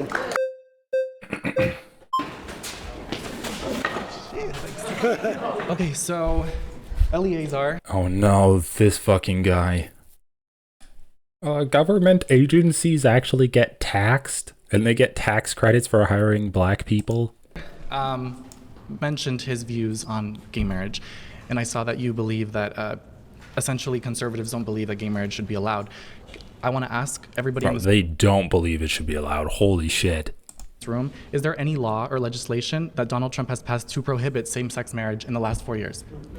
Okay. Is there anyone in here who would potentially oppose two people kissing in public that are of the same sex? You could raise your hand if you want. Dude, get fucked. Why would you ask that? You're in a group of fucking conservatives. Oh my god. Also, like, yes, he's gotten rid of DEI programs. You can now fire people for being gay, man. Oh my, it's ridiculous. He literally has. Yes, in public, kissing in public. Oh, kissing in public, everyone raises their hand. No law against it, just your own opinion. Okay, so these are all people's opinions, right? The same way you have your opinions about Christians is the same way these people are allowed. No, I don't have a problem with Christians. Well, you do not believe that theology should be at its We should not have a theocracy. Correct. And so what I'm saying is, I think that Christianity, I'm a Catholic, I think that Christianity is fundamentally very important to instill family values in myself as well as every person who wants to have children. Now let's talk about... I'm okay with that too. Let's talk about Order 14,166. That is an executive order that Donald Trump just imposed on identifying what is male and female. So I personally believe, as well as many transsexuals, friends of mine, believe that a woman is a biological female, as well as a man being a biological male. You are assigned what you are at birth. You are not assigned your gender later on. What you choose to express is something that is similar to wearing a garment, similar to what you decide to put on your face. And I don't think there should be laws or legislations dictating people or imposing laws to manipulate children, for example, to castrate their bodies at such a young age. 50% of children. Do you know how many children are treated over the past 5 years? Let's say, I think it was from 2018 to 22. There was a study that just came out from. Yeah, I just read that study last week when I talked about Trump's total assault on trans people. It's literally 0 kids. 0. Harvard. Do you know how many children received gender-affirming care, but broken down into puberty blockers and then hormones? Give me the numbers. You tell me. I'm curious. Gender-affirming care is different from surgeries, but in terms of surgeries, it's 0. Well, I'm curious because you're bringing it up. No, I have the numbers. Okay, tell me. I didn't, but I'm curious if you know. Tell me what the numbers are. I promise to tell you after you tell me what you think it is. I'm not gonna play that game. Because I have a feeling We're not playing you think this it's game. no, I am playing this game because Why? I think you think it's much higher. When you tell me that kids are being castrated, I know you don't really know what these numbers are, and I do know these numbers. Okay, well, I can tell you this much. What? It was reported that scientifically, every single child who has received gender-affirming care, about roughly 50% of them regret it, and 50% of them are suicidal because of it. They're actually more depressed because of it. How many of those kids? How many? A psychologist, How by the many way. over the course of 5 years? What was this? San fact check. Studies on this subject often suffer from researcher bias and methodological errors, including inadequate follow-up, imprecise measurement, and poorly chosen sample bases. Doctors agree more research is needed. Insane fact check. Insane fact check. Okay, regret rate. Trans. Let's just look at the surgery because this is the regret rate among trans surgery is obviously trans surgery is the most irreversible kind of gender affirming care you can receive. Puberty blockers, literally completely irreversible. Just stop taking them and your puberty will proceed naturally. If you take hormones, you can also stop taking them and it might take longer for your body to readjust and there might be permanent changes to your body, but that is also reversible. So the conversation, transgender regret, I just look it up. Evidence suggests that less than 1% of transgender people who undergo gender-affirming surgery report regret. Wow, insane. That proportion is even more striking when compared to the fact that 14.4% of the broader population reports regret after similar surgeries. Okay, so the guy's just like lying, right? It's just a complete lie. I think there was some kind of like study that conservatives love to cite where they polled a parent group that was like a Facebook group or some kind of activist group that was anti-trans, and they polled them on their kids regretting socially transitioning, and maybe they came up with that number. But either way, you look up the truth, and less than 1% of it's like a less than 1% regret rate for trans surgeries. So this guy can like go fuck himself when he's trying to invalidate trans people getting surgeries. Even if the regret rate is high, are you still saying that they shouldn't have the choice to get that procedure done or to undergo hormone replacement therapy or to socially transition? Is that what you're saying? Like, once again, when we talk about like similar surgeries and the regret rate for different surgeries, let's just look this up. Highest regret rate for surgeries.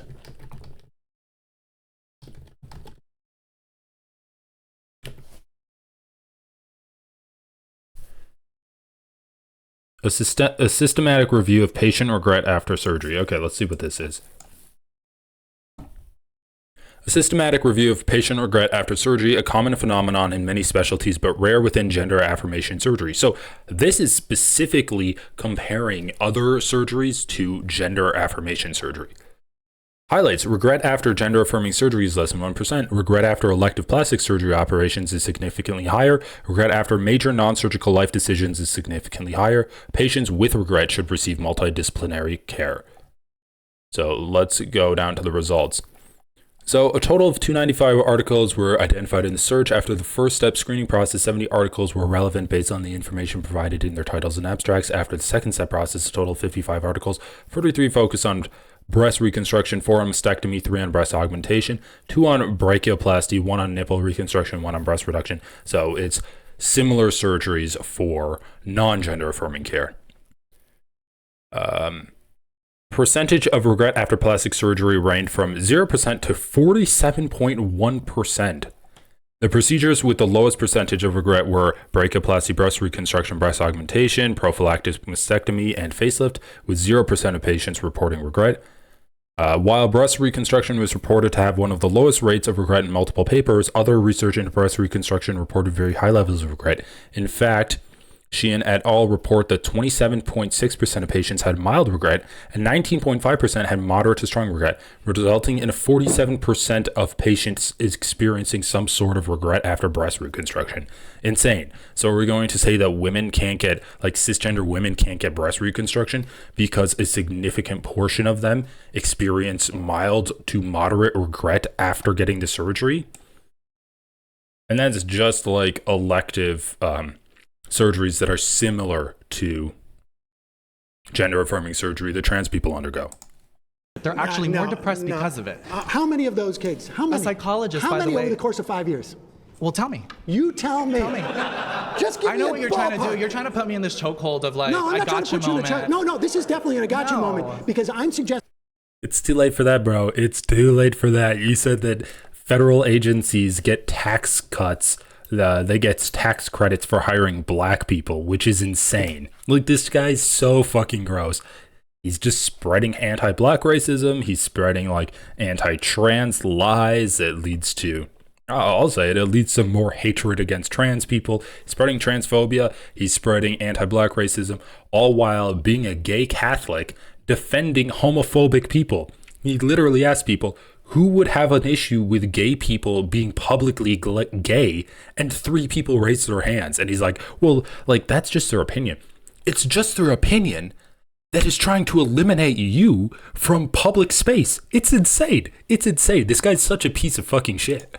To you that you think this problem is much bigger than It is a huge problem. Okay. Medi-Cal, you know, Medi-Cal covers inmate trans. People are literally trying to eliminate you from public life. And I can't believe Jubilee's so fucking right-wing.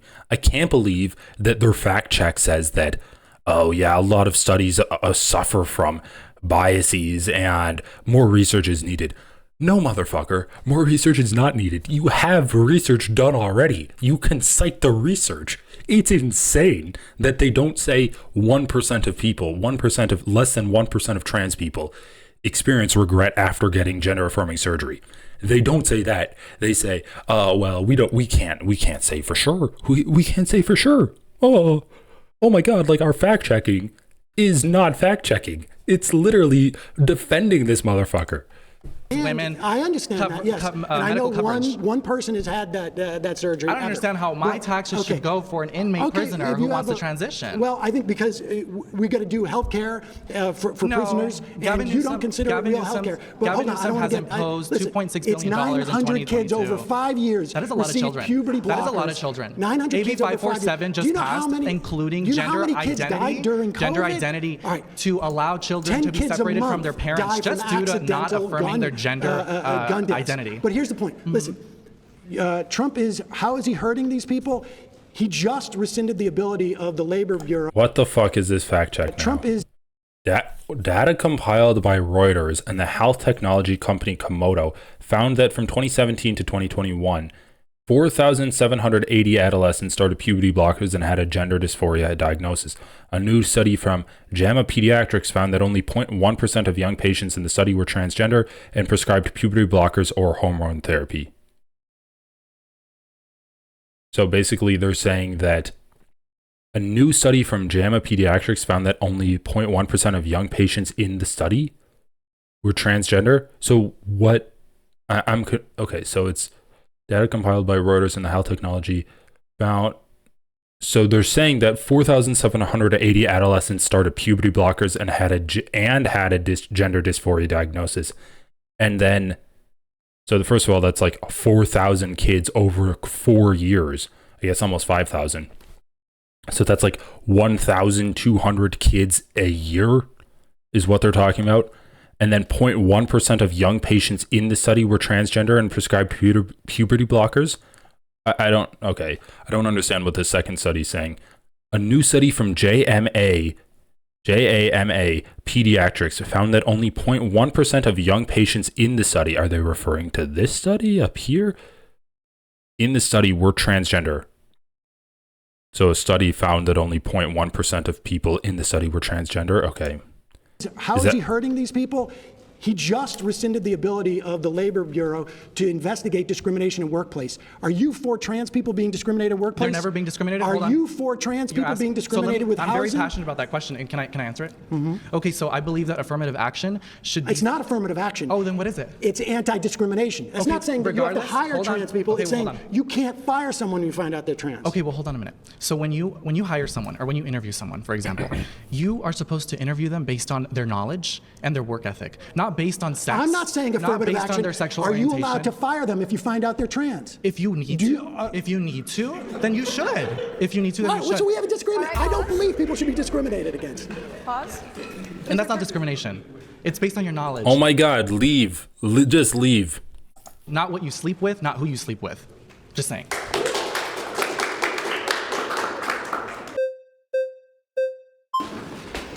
Oh, let's go. Hi. Sam. So White nationalist, xenophobic, anti-gay girly here. I actually think that this liberal world order needs to be thrown away completely, and I think Christian nationalism would be a good alternative. What we're seeing right now is And just congratulations. Yeah, and thank you. And yeah, I think what we're seeing right now is a culture of death. This is the most suicidal generation ever. We have millions of children dying by abortion. People aren't even reproducing. We don't even have like a. Should we mandate people reproduce? No, I don't think we need to mandate. We can just stop them from killing their kids. You want to outlaw abortion? Yes. Yes. I mean, we have a fundamental disagreement on this, and my claim was that if you voted for Trump, it would be to your benefit if you want to outlaw abortion. I think it would benefit everyone. Yeah, I disagree. I think that women should have the right to choose. I think that it would benefit everyone to bring back the family unit, to stop having women just thrown into the workforce. Maybe we shouldn't allow women to choose to divorce unless their husbands say it's okay. I mean, I don't really believe in divorce in general, so sure. All right. I mean, this I think though reinforces my point that if you are but it would be better for society. It would be better for everybody in society. And same with xenophobic what's the problem with xenophobic nationalism? Don't you think that's better for Americans in general?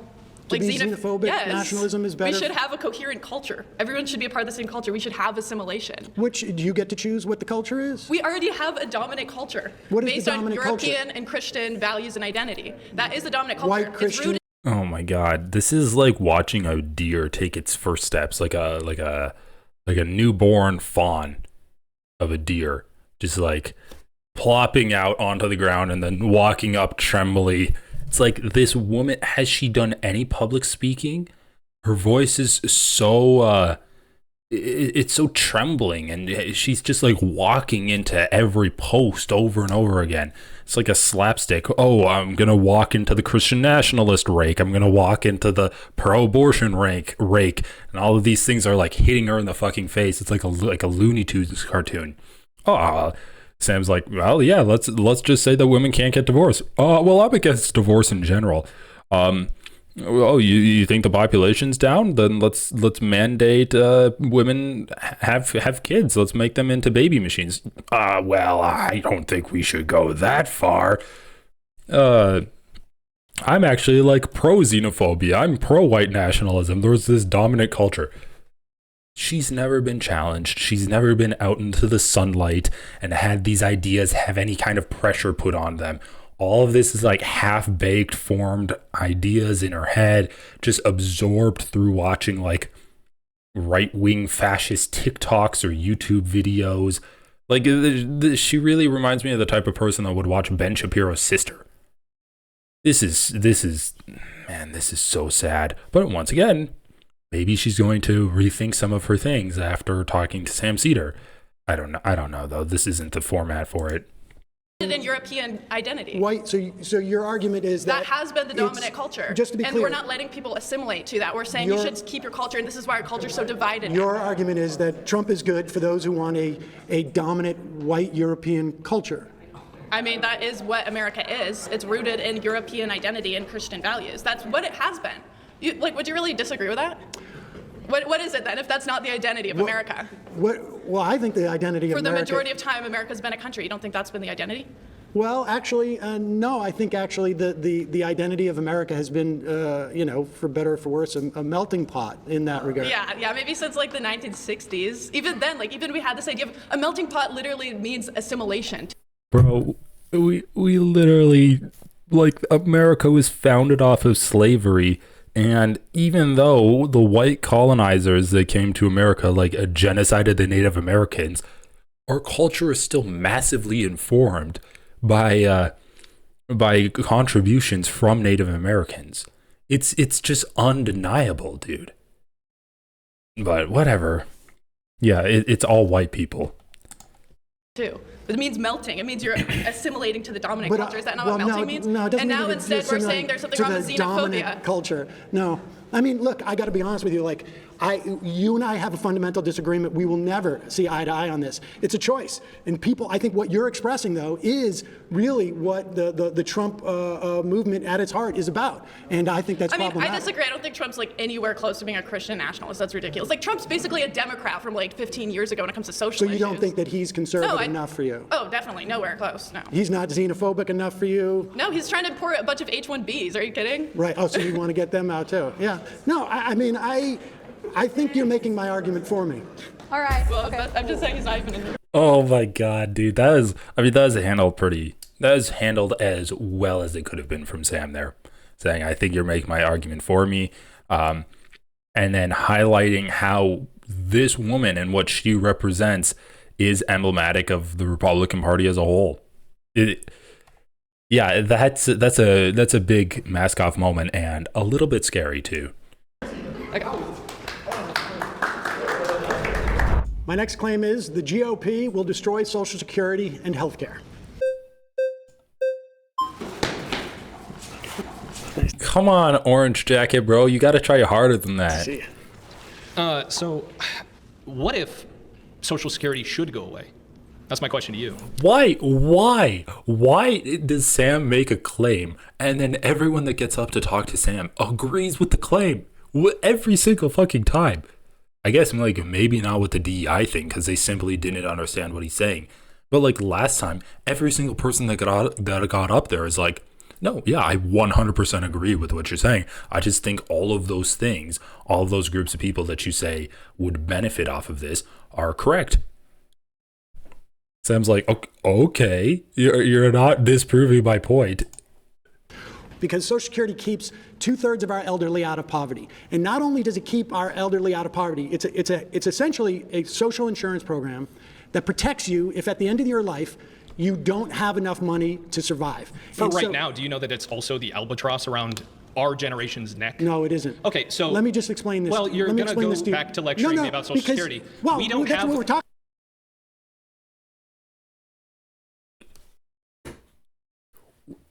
This is a dumb question, but when did conservatives start believing that if you know what we're talking about, you're dumb? If you have information on what the topic of the conversation is, that's actually an L for you. It couldn't possibly be forever, right? They had to come up with this at some time. Was it in 2016 when Trump got into popularity and then he was just berating people? It's so sad. I think that what's the issue with Social Security? And Sam's okay, well, let me tell you why Social Security is important. He's no, let me stop you there. You're just going to lecture me on Social Security. Oh my God. Now, do you know that it's also the albatross around our generation's neck? No, it isn't. Okay, so let me just explain this. Well, you're going to go back to lecturing me about Social Security. Well, that's what we're talking about. Social Security. Yeah, Social Security is one of the top 3 funded. Social Security is almost the biggest thing that our government does. Exactly, and we are more than $30 trillion in debt. Well, first of all, Social Security cannot contribute legally to the deficit. Because they don't even account it in the federal deficit every year. That's correct. We have because 30 it's years self-funding. When Social Security started in 1936, you have more workers than retirees because people haven't entered into retirement. SAN fact check. Social Security is funded through a dedicated payroll tax paid by both employers and employees. However, trust fund reserves are expected to run out by 2035, which will lead to a decrease in benefits. Oh my God. yeah, once again, this is like a conservative propaganda fact checker, which will lead to a decrease in benefits. Okay, well, like that's obviously true, but Sam's going to say that you can just increase the taxing cap on Social Security, and then that's going to pay for itself. By 1970, it was at 3.5 to 1. Now it's at 2.5 to 1. But productivity has increased during that time, so the amount of money paid into Social Security has been up there. The reason why we are running out of money just for the trust fund, not for Social Security, like I say, if we do nothing with Social Security now, it is statutorily unable to contribute to the debt. The math is right there. The reason why the trust fund is running out is because wealth inequality has hoarded so much money above the cap. You don't think it's because... What are these dumb fact because checks? Wealth inequality. In 1940, the ratio of covered workers to covered retirees was 159 to 1. Since 2010, the ratio has been below 3 to 1. Okay, are we going to talk about like what Sam's talking about, where if you increase the, are we going to talk about the cap on Social Security and how if you increase the cap, that'll pay for itself? And how now workers are being more productive and so less workers can support like the same amount of people? You can have less, the ratio can be lower of workers to retirees. Quality has hoarded so much money above the cap. You don't think it's because the government does a terrible job managing their money? They have a huge spending problem, and they go, oh, look at all this money we have for Social Security that's earmarked for 60 years from now that we're just going to spend on something right now. 40 years ago, they predicted this. This is an actuarial table. Accountants sit there and look at it. This is a very easy math problem. Accountants in the government are always right? That's totally the thing that you're saying? That they're always correct about money, right? That's why we have a $40 trillion debt problem. The problem isn't the math with the $40 trillion debt problem. It's you have tax It's cuts. the spending problem. I totally agree with you, which I would argue is part of why Social Security has gone in the hole already. That's simply not true. Oh, okay. So we're out of money from the Social Security bucket. No. Statutorily, by that I mean by law, Social Security pays for itself. If we do nothing, the 6.2% that your employer and your employee pays into it will pay out 78% of benefits starting in 2033. And why is it going down? If everything's so much better, why is it only 78%? If we raise the cap, there's a cap right now at $176,000. Employers and employees each pay 6.2% a year on up to $176,000 in income. Self-employed workers pay 12.4%. So, for instance, if you make $100,000, you pay $6,200 into that. A year, A year. But if you make $4 million, do you know how much money you pay into Social Security? $6,200. And so why should wealthy people pay a higher percentage? No, they should pay the same percentage. 6.2 on $400,000, 6.2 on $1 million. And why should they pay even more money at all? Because they make more money? Again, you fundamentally have this idea that because somebody, you have an idea that because somebody makes more money, that's fundamentally wrong. I mean, that wouldn't even be progressive taxation. That would just be a flat tax on wealthy people. It would be a tax on all of their income. Right now, we have a regressive taxation when it comes to Social Security because if you aren't making more money, you are getting taxed disproportionately higher than people that are making above, what was it, 176,000 is the cap?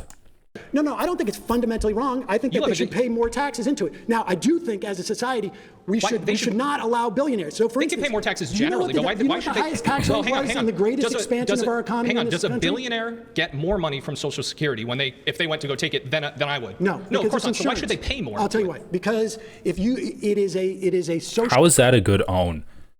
If you're a billionaire, you should get more money out of it. You should pay the same tax that other people pay as a percentage of your income. And no, you shouldn't get special privileges because you're a billionaire when it comes to your payout of Social Security. Once again, it's like treat the people the same. They're not making everyone pay the same number, the same amount of money. They're making them pay the same percentage on their income. And then you get the same amount of money out because you're one person. Once again, we can go back to like the classic issue of hoarding wealth, how a billionaire will still only buy one loaf of bread a week at the market.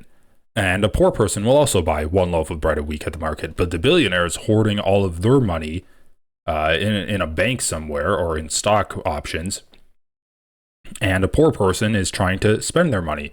So we shouldn't like disproportionately favor billionaires because at the end of the day, they're still just one person. They don't need all of that money.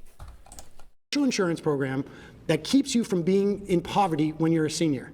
And the reason why I think billionaires should pay more taxes than other people, even a higher percentage, is because it works better for society. The greatest expansion we've had in this country in terms of economics and the least amount of wealth disparity was in the 40s and 50s and 60s in this country. Do you know what the top marginal rate was? It was high. Do you know what it I don't was? know the exact number, but if you made over $470,000 in 1955, every dollar. Okay, how many people are going to misinterpret what Sam says here, where we're talking about the top marginal tax rate, where if you make over a certain amount, then every dollar you make over that certain amount gets taxed at a higher rate than every dollar below that certain amount. So people are really stupid, right? If let's say you make $50,000, and I don't know the specific tax law, especially like state by state, but let's say you make $50,000 and you qualify for a tax bracket of like 20% of your income. And then you make $60,000 and that extra 10% goes into a 25% of your income. You're not getting taxed on all $60,000 at 25% rate. You're getting taxed on your first 50 at that first rate, which was 20%, and then the second 10 at the 25%. That's what we're talking about when we say marginal tax rates.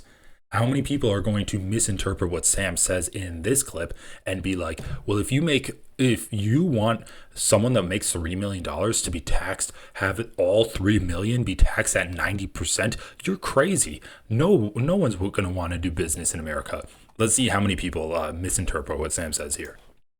Dollar you would make above that was taxed at 90%. So I have a question. 90 cents on every dollar was taxed above 470. So if we had today's dollars, which is wild, by the way. But and it's also in 1955, individuals making more than $200,000 or married couples with an income of more than $400,000 were taxed at 91% at that highest tax bracket.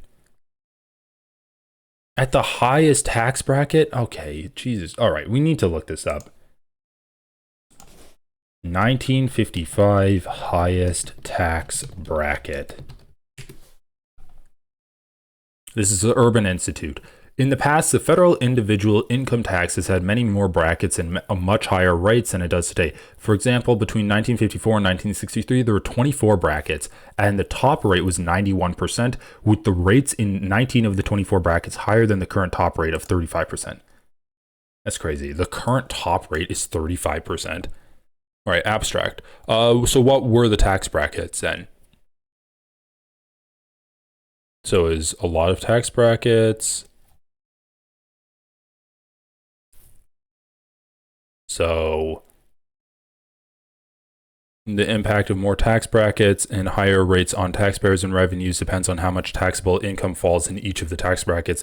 For 1963, for example, only 501 returns reported taxable income in the 91% tax bracket, and that taxable income generated only $62 million in tax income revenue, or just 0.1% of the $42 billion total reported. Of course, and that's because we didn't have that high of wealth disparity back then. Of course, many more returns reported taxable income in the other high brackets from 1963, and reported taxable income in many of these brackets raised significant income tax revenue, obviously. So what is this? But a significant fraction of tax was paid at these higher rates in many years. For example, prior to 1982, taxable income in brackets above today's top 35% rate was taxed at an average effective rate of 48.8%. But what are the actual tax brackets? It's not listed here. Income tax rate for joint filers in 1958 and 2009. Statutory marginal tax rate, 10%. So this is the taxable income in 1958. So what is this Jubilee saying? More than 400,000 were taxed at 91%. And they said it's 2.4 million today. So it'd be right around here. So 91%. But I mean, this is just not true, right? Because once again, when you're earning all of this money, you're not getting taxed at 91%. So only when you start earning around like 1.5, you're at like 89%, and then 2.4, you're at the 91% tax rate. But other than that, like at around 500,000, you're being taxed at like 62%. At 250,000, you're being taxed at 45%. So once again, this is just not true. You can say that their income past this was being taxed at 91%, but their total income was not. Greatest expansion we had of the economy. Yeah, you can expand for a time, and then you see places, you see like Nordic countries that were like, oh, let's tax the hell out of our rich people, right? And then they go, whoops, we messed up. We can't actually live off of our terrible, we basically are able to live off our economic boom that they had between like the 40s and the 90s, and then we have to revert all of that because we made a terrible choice, and we were able to have a party for 50 years until we realized we ran through all the money that capitalism got us. So let me ask you real quick. So the average... Yeah, that's the only response you can have to that. Just like a quick, heavy blinking. Between like the 40s and the 90s, and then we have to revert all of that because we made a terrible choice and we were able to have a party for 50 years until we realized we ran through all the money that capitalism got us. So let me ask you real quick. So the average person. That's so insane. That's so insane to say. Taxing rich people is not capitalism. Right? Right now they fundamentally look at Social Security, young people like me, and they go, I'm going to have that money sitting waiting for me when I retire. Since your opinion is whatever works best for the average person is better, wouldn't you rather shift towards something that I would agree with, which is getting people that are 19, 20 years old into funding their own retirement rather than relying on other people to fund it for them? You're talking like a 401k. Sure. Well, not just the 401k, but for IRAs, any other type of retirement. Would you agree? Would we agree with that? Social Security was set up as part of a three-legged stool where back in the day when I was a kid, we had defined benefit pensions where you'd know how much money you would get out. Yeah. That all shifted in the 80s to defined contribution where you know how much you put in. The 401k started during that Reagan era. It has been a disaster because the fact of the matter, for better or for worse, people just don't save in the way that you're talking about. Why? It would be nice if the government were changing the mindset and actually pushing that cultural shift towards, we're not just going to hand you money when you're 65. You have to plan for it right now. We've had a 40-year experiment with that, the government affecting the culture. What are you talking about? Once again, this is the cowardly, weaselly position that we have now become used to hearing from these fucking idiot conservatives, where they say, I like people saving money. I like people having retirement saved up. I just don't like Social Security. Okay, well, Social Security is just basically the government. It's like a government saving program for you. You pay into it, you save, and then when you retire, you get that money out. Let's add it to the list of conservatives not liking the actual program that does the thing that they claim they like. So it's like, no, I like it when people save money. I just don't like it when Social Security saves money for people. I like it when we don't discriminate. I just don't like when DEI says that we shouldn't discriminate. And then what was the other thing? That one guy, he's like, I like it when, what do you say? I like it when like people are not hating me for being gay.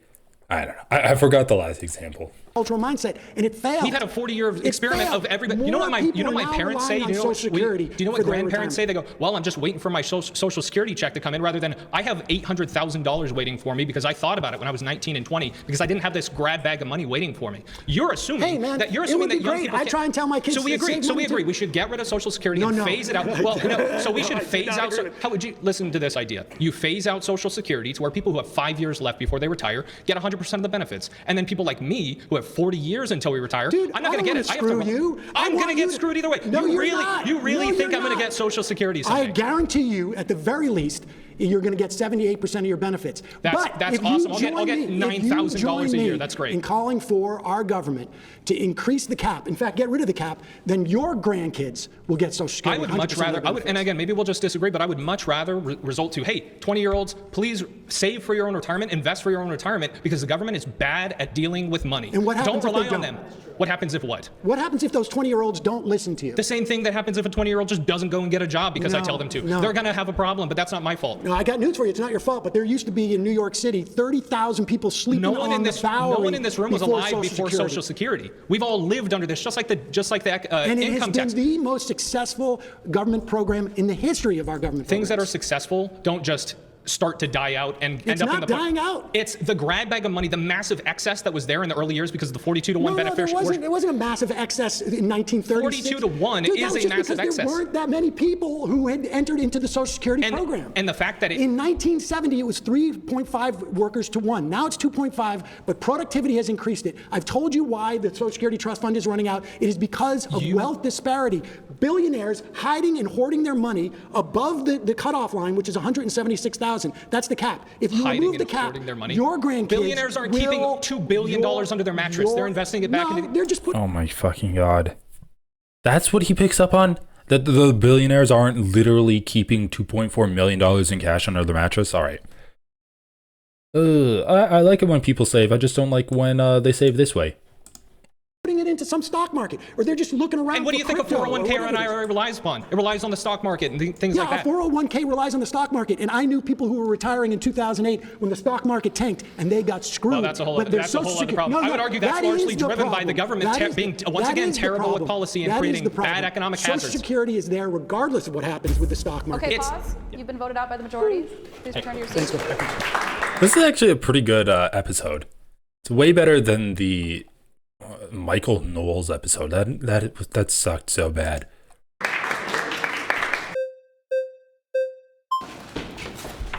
Micah. Hey, Micah. Good evening, Sam. Nice to meet you. There's an idea. Micah, I think he was in something else. Maybe. That name sounds familiar. That you have that basically government can kind of fix all these problems, right? Oh yeah, he If definitely you didn't was. save for retirement. Oh, I think he was in the Alex O'Connor one where he was like Alex O'Connor was an atheist and this guy was arguing with him. Well, then the government can just come in, swoop in, and save you from that. Well, not swoop in. It starts on literally the day you get your Social Security. Sure. It swoops in once you retire, right? Once you can. Well, you pay into it. Right, exactly. And so you believe this idea, basically, that government is an effective organization, which just time and time again, if you look at history, that's proven to not be true. When you're hitting at retirement, you don't know. This is an insurance program. That's it. It's an insurance program, and it basically says you're insured against eating cat food when you're 65, and it works. It works. No, it doesn't. You should have, you should have your own personal. How doesn't it work? How doesn't it work? Yeah. Well, I mean, we've already discussed the details of how it is just completely failing as a program. Like, how is it failing? Because I'm not going to receive any Social Security No, I've already told you I know. I also love that. It's like Social Security is failing because it's eventually going to run out of money. And, you know, it sucks as a program. Okay, well, we could fund it more. Well, no, we shouldn't fund it more because it sucks as a program. Well, it sucks as a program because we're not funding it more. Well, right, because and we shouldn't fund it more because it sucks. It's insane circular reasoning from these guys. I'm not going to rehash out that debate. Well, the main look at issue. the numbers. You've just been told this, and you know why you've been told it? Is because they want to raid it to give tax cuts to rich people. That's why. So are you saying there are the Trump tax cuts were only for rich people? You're saying No, I'm not saying they're only for rich people. Oh, okay. Then how could rich they people only benefited more from it than low-income people? And I would And say, what do you mean benefited more from that? Because we already went over the percentage numbers, and we know that's not true. They don't need the money as much, and they don't need it. What are you talking about? These rich people are the people that are investing in smaller businesses. These are the people that are giving other people jobs to allow them to provide for their family. Okay, Listen, pause. Oh yeah, Sam talked about some kind of like crazy guy that all of these conservatives knew and they voted out immediately. And I think it was this guy because he is like this. I don't know why they think he's crazy, but he was in that Alex O'Connor episode. To allow them to provide. He got voted out quick. Pause.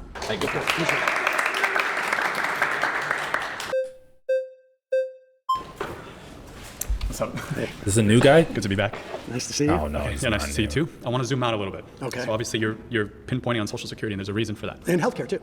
Oh, okay. But Social Security is the program that you're very concerned about, and that. or like Medicare. I'd love a Medicare for all program, but go ahead. Yeah, so I think the reason you're focusing in on Social Security precisely is because Social Security is the most successful in a shadow of social welfare programs and government spending. That it's like the Democrats. It's also the biggest bucket of money. It is the biggest government- bucket, but it's the thing. Democrats have these social programs and this deficit spending, and it just never ends. It's never enough money. So you're focusing on Social Security because it is the one successful child, but you're ignoring all the social welfare state that we become. Social 70%, Security and well, Medicare and Medicaid make up the majority. over like a right. So third 70% of our federal spending is mandatory. And you're right. It's Social Security, Medicare, Medicaid, interest on debt. 8% of our. According to the Center on Budget and Policy Priorities, 61% of spending is mandatory and 13% is on interest payments for a total of 74%. All right, great job. Great job. We're paying for that. So the Democrats run on this, essentially they want a welfare state. So yes, Social Security might help a lot of people, but it's like we're closer to a welfare state than we've ever been. 38% of the GDP in the US is government spending. That's the highest since World War II. So us conservatives, we're trying to tell you, like, you guys are fiscally... According to the Treasury Department, government spending is equal to 23% of U.S. gross domestic product in 2024. In World War II, it peaked at 40%. The most recent peak was 31% of GDP in 2020 at the height of the COVID-19 pandemic.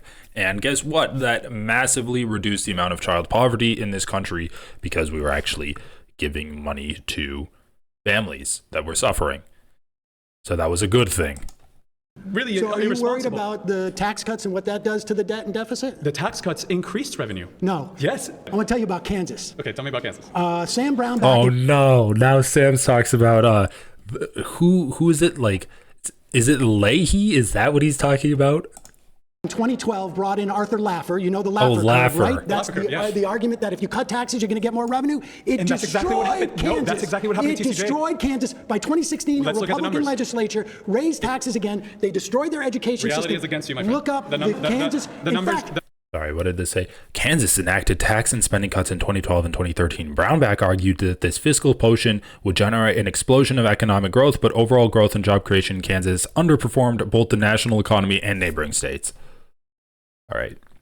raised taxes again. They destroyed their education Reality system. is against you, my friend. Look up Kansas. The numbers during say the Trump administration, they sent Sam Brown back. They made him the ambassador to faith because they didn't want this guy if around you because want it to was a tax the disaster. rich, you should vote Republican because they pay more in taxes under Republican. It was the Revenue same as went Reagan. down. It Look was at the same as Kansas. Trump.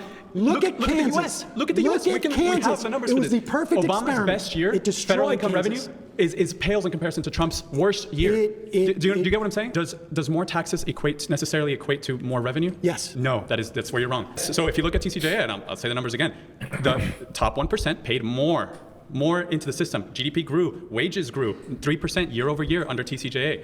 So when you're saying tax the rich, it sounds like you're actually a Republican. You just don't know it yet. You're confusing causation with. He really thinks that Donald Trump is taxing the rich more? Like, look, there's two different things. If you're talking about, taxing the rich decreases federal income, it decreases tax income.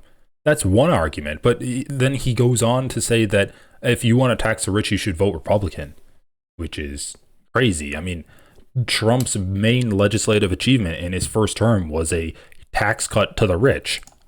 Correlation because Obama's economic recovery was way too slow, and I agree with you on that. Way too slow. Way too slow. When you have tons of stimulus, what you're doing is you're creating the Great Depression for the bottom 90%. All the assets inflate. So who does that benefit? Your policies benefit the 1%. Inflation disproportionately benefits the 1%. It's an immoral tax on the poor. Listen, and that's exactly what happens when they COVID stimulate. inflation was not a function of monetary stimulus. It absolutely was. They increased the money supply by $6 trillion. No, I understand they did that. I understand they did that, and they could pull it back on taxes with the wealthy if they wanted to. You're making an argument for higher taxation. Do you think taxing people makes the country wealthier? Is that what you think? Does it make the country wealthier? Do taxes make us wealthy? Is that government increasing taxes? Are we now more wealthy? Do you think that the only way you create wealth is by producing? If you tax and spend, government stimulus can increase GDP. Of course. Is GDP wealth?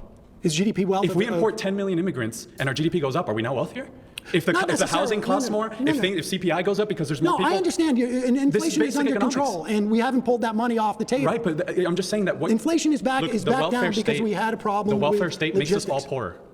Yes, it does, and you can see it doesn't. Across history. If you compare, people want to come here for economic opportunity. We don't want handouts. We want opportunity. That's why, as an immigrant, that's why my family came here. We left the socialist paradise. It's garbage. The people that come here want economic opportunity, and you're stifling that. You're undermining capitalism and the free markets with your utopian vision. There is no free market. Well, there's not anymore. No, there's never but now been there a free used to be. market. No. That is what makes America the greatest. That's what makes America is the greatest economy in the world because of the free market. Free market capitalism is the most ethical and moral. America had was when we had 90% tax. That's not true. The numbers are against you. 1940, 1950, 1960, the highest top marginal tax rate was 90%, and we had. When Milton Friedman predicted stagflation in the 70s with your social welfare. We had OPEC. We had your welfare oil shock that drove inflation way up, and that was a function of OPEC.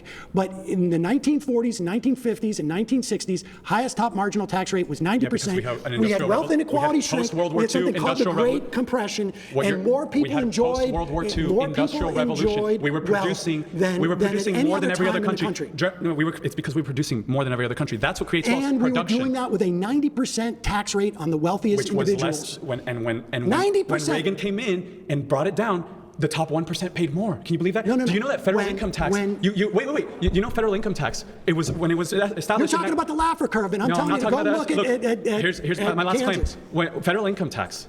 Once again, you can say that trickle-down economics actually stimulates growth for the economy, and the government will make more money because the economy is growing more, and so they'll be able to tax more things, even though they're taxing people even though they're taxing the wealthy less, they'll be able to tax more, and so as a net, they'll make more money than they would have if they continue to tax rich people.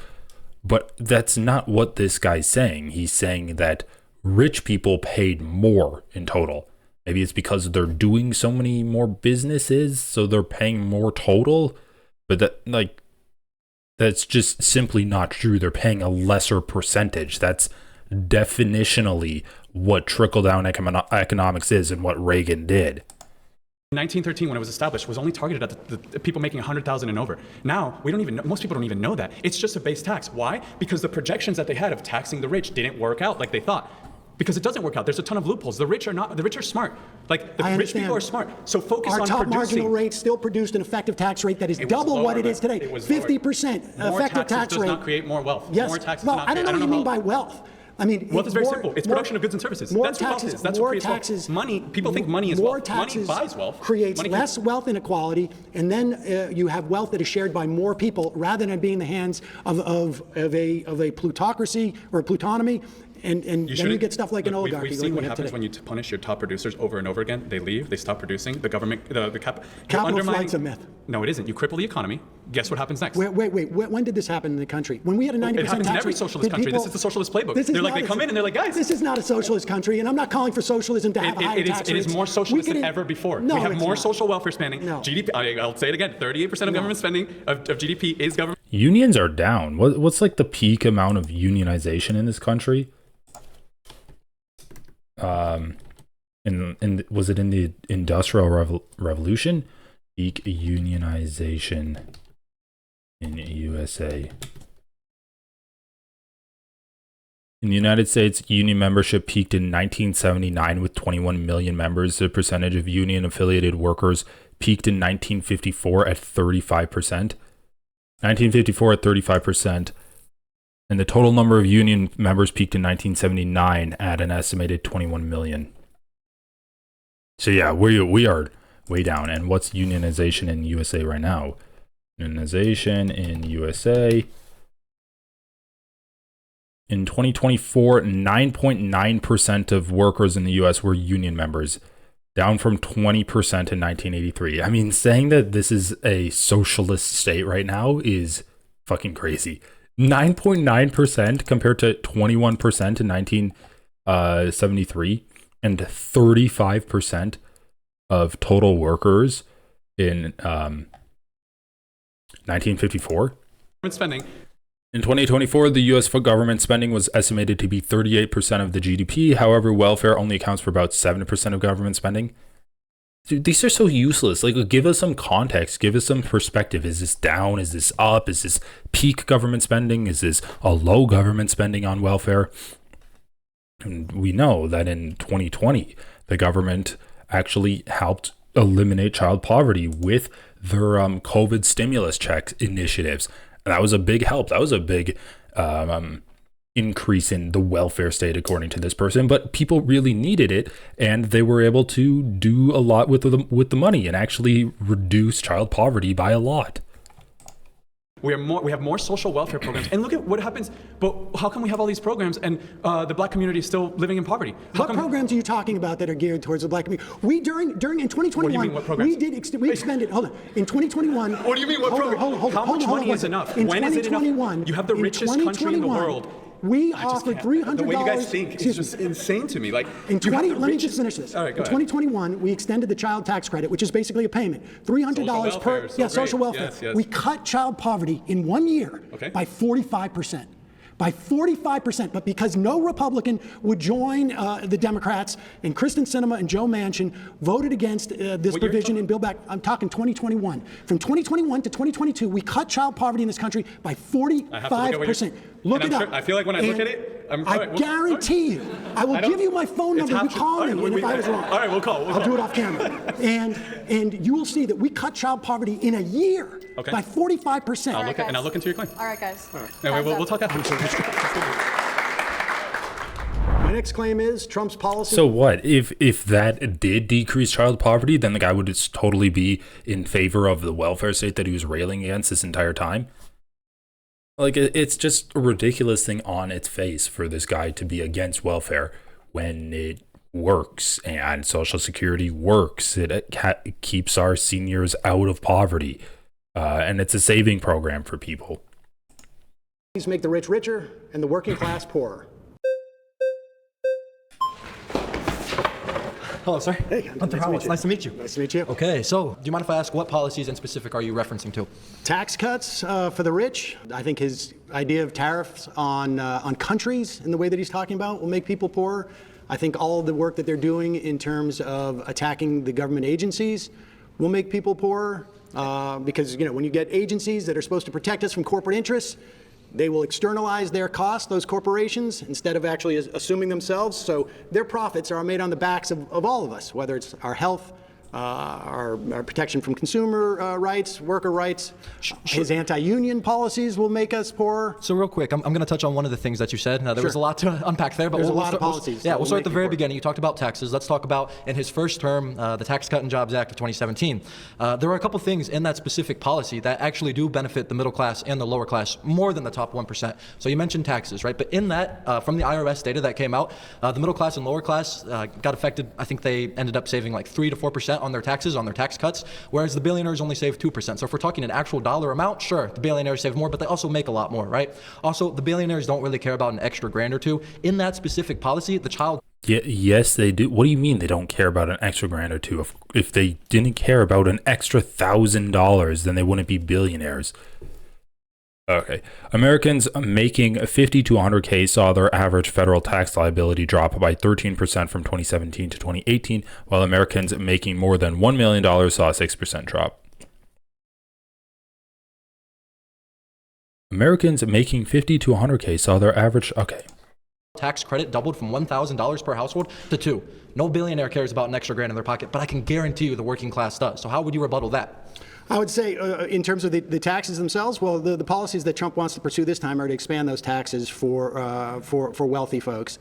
And over time, what starts to happen is you have this wealth disparity, and as the wealth disparity increases, it becomes harder for working people essentially to keep up. Things become more expensive. You get inflationary pressures when you have people with more money. We have more and more billionaires than we did 4 years ago. And a large part of that was obviously COVID, but a large part of it is also money starts to accelerate. Once you, like you say, when a millionaire gets a tax cut for a couple of grand or 60 grand or $500,000 at the end of the day, they end up investing that and it ends up growing because they're not out there working for their money. Their money is just is doing all the work.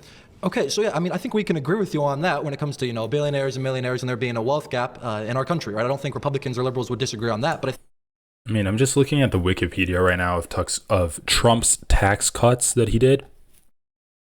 The Tax Cuts and Jobs Act, TCJA.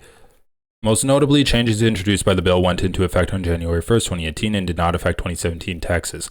Many tax cut provisions contained into the TCJA, notably including individual income tax cuts such as the changes to standard deduction and S63 of the RSE, are scheduled to expire in 2025, while many of the business tax cuts expire in 2028, so making tax cuts to corporations simply last longer than tax cuts to individuals. Extending the cuts have caused economists across the political spectrum to worry it'd boost inflationary pressures and worsen America's fiscal trajectory. The Congressional Budget Office estimates that expending the expiring the provisions would add $4.6 trillion to the deficits in over 10 years.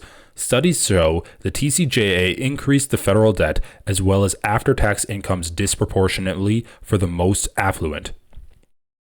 It led to an estimated 11% increase in corporate investment, but its effects on economic growth and median wages were smaller than expected and modest at best. So, yeah,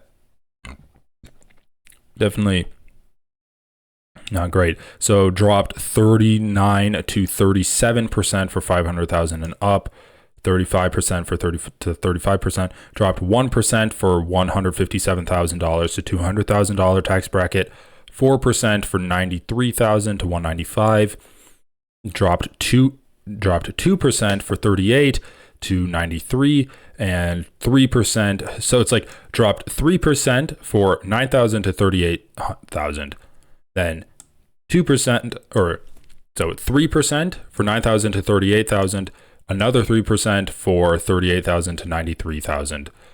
Then 4%, so 334 for 93 to 195, then 1 from 195 to 424, nothing, and then up here, for some reason, another 2.6% for $500,000 and up. So yeah, this is obviously disproportionately affecting the wealthy because you're making more money. And decrease, like, why would you have a 2.6% drop for 500,000 and up? Anyway, so not a great legislative achievement for Donald Trump. I think where we will fundamentally disagree is under Trump, right? The stats show that take-home pay was higher for the middle class and the lower class. Inflation was down. They weren't paying as much on taxes. Inflation was down, but wage growth was actually greater during the Biden administration. Well, that's because due to COVID, when a lot of people lost jobs. No. I mean, I'm talking in percentage comparison between those 4 years and these past 4 years, wage growth grew, not from as a baseline on 2020, but I'm talking as a baseline from 2016. Interesting. Okay, well then another point that I want to talk on with you real quick is you talked about slashing government agencies, for instance, the Department of Government Efficiency. I'm sure you've heard about that a lot in the news. That's not a government agency. That's just some committee. It actually an executive order was signed to make DOJ an official government agency as of less than a week ago. So yeah, okay. It is an official government agency. So obviously we're talking about money. Fact check. DOJ is not a government agency. President Trump reorganized an existing group within the executive office of the president to form DOJ, which has team members working with agency heads. It's just a mess. It's not a real thing. They did like reorganize an existing government agency and they just called it DOJ, but like the leader of DOJ is not Elon Musk, even though he is the leader, and he's not an official employee of the government.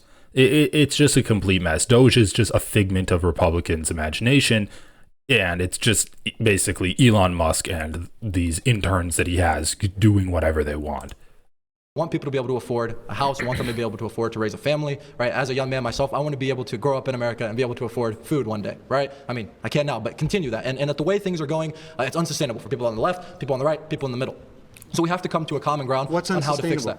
What's unsustainable? The fact that cost of living is increasing year after year. What does DOJ do to inhibit cost of living? Yeah, absolutely. So what DOJ is going to do, the Department of Government Efficiency, is slash a lot of the federal spending, right? So what happens when the feds... What spending is going to get cut? So I'm getting there. 1 second, sir. So what's going to happen is the Department of Government Efficiency is going to slash a lot of federal spending. What happens is the government, Republicans, Democrats alike, spend a bunch of money that, excuse my language, but it's nonsense, right? They spend it out here, they spend it out there. Be more specific. Here or there. Are you talking about cutting defense? Because they're not going to cut defense. Well, for example, wait a second. No. Let me finish. Okay. $175 billion to Ukraine, first and foremost. That was a bunch of nonsense. So we're going to talk about that, but we also have a bunch of other things in the Defense Department, as well as a bunch of DEI. I mean, these are the same guys that don't want corporate welfare, or they don't want government welfare. So I guess they just want less taxes. But once again, they're complaining, like, if they really just want less taxes, then they're complaining about the wrong things, right? If they don't like the way that the government spends money, then criticize that, but then you should be advocating for the government to spend money on welfare programs, like funding Social Security, funding like a single payer a single-payer healthcare system, giving people increased benefits, giving people like stimulus checks to help cut child poverty. But they're just like, oh, we spend too much money in Ukraine. That's not even like cash that we had on hand. That was mostly military supplies that we sent to them. Departments. Well, they're not touching. First of all, there are no DEI departments. That's completely false. Listen, defense spending is not going to be touched by Doge. Wrong. And when you talk about the government, what's the biggest expenditure government has? Our military and Social Security are our top two. And Medicare and Medicaid, right? Now they're not going to touch The Pentagon is looking for $50 billion in budget cuts for next year, or roughly 8% of its budgets. What does that mean? The Pentagon is looking for $50 billion. The Defense Department is also cutting 5 to 8% of its workforce. The Pentagon is okay. That is irrelevant to what they're talking about, but thanks for throwing that out there, I guess. Military. Are they going to cut Social Security? You're asking me like I'm part of Doge. No. Well, you're telling me that Doge is going to help everybody here, and I'm telling you if they cut Social Security, everybody in here is going to get hit. Because these folks are going to have to pay for their parents because Social Security keeps 2/3 of our elderly out of poverty. So tell me what they're going to cut that's going to make it easier for Americans. I already did. What? I told you the $175 billion that we've sent to Ukraine. We're no longer going to So he's going to... Yes, so Donald Trump has signed an executive order. Pause. You've been voted out by the majority. Thank you, sir.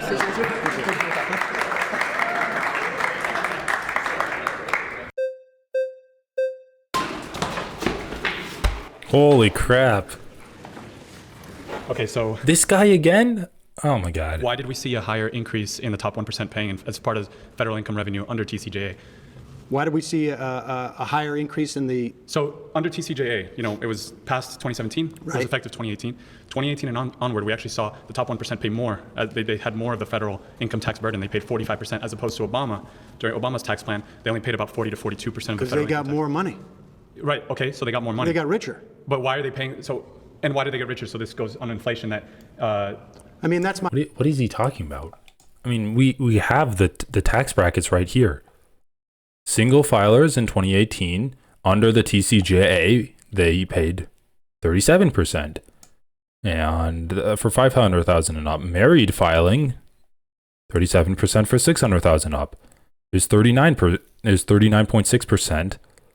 And like that's the top tax bracket. It dropped from 39.6 to 37. I don't know. I don't understand what the guy's talking about. Am I missing something? He's saying that they're paying more under Trump's tax cuts? My point. They had more of the federal, effective 2018. 2018 and onward, we actually saw the top 1% pay more. They had more of the federal income tax burden. They paid 45% as opposed to Obama. During Obama's tax plan, they only paid about 40 to 42% of the federal Because they got more money. Right, okay, so they got more money. They got richer. But why are they paying, and why did they get richer? So this goes on inflation that... So I think he's talking about not their tax bracket. I think he's talking about the total amount of taxes in 2018. 45% of the total amount of taxes were paid by the 1%, which makes sense. Even though they're paying a lesser proportion, like they're paying a lesser percentage of their income is just so much greater that their taxes are constituting a larger part of the government's total tax income. I mean, that's my point, is the rich are getting richer. Right, but you mentioned, why would you say that they're getting richer? But you mentioned inflation? No, they're not. I think that inflation, to the extent that there was money that wasn't a function of logistics and other problems that we had during COVID. Yeah, the rich got richer. Not all inflation is a function of monetary inflation. That's true, but when we look at COVID and we can see that they increased the money supply by 40%, they added $6 trillion. Let's see. Let's see what this article is. So this article says that the National Taxpayers Union Foundation, taxpayers within 2022, percentage of non-paying taxes. The top 10% of earners bore responsibility for 76% of all income taxes paid, and the top 25% paid 89% of all income taxes. Okay, but what's the top 1%? The newest data reveals that the top 1% of earners, defined as those with incomes over $663,000, paid nearly 40.4% of all income taxes, marking a significant drop from the previous tax year. So this was in 2022. Holy shit.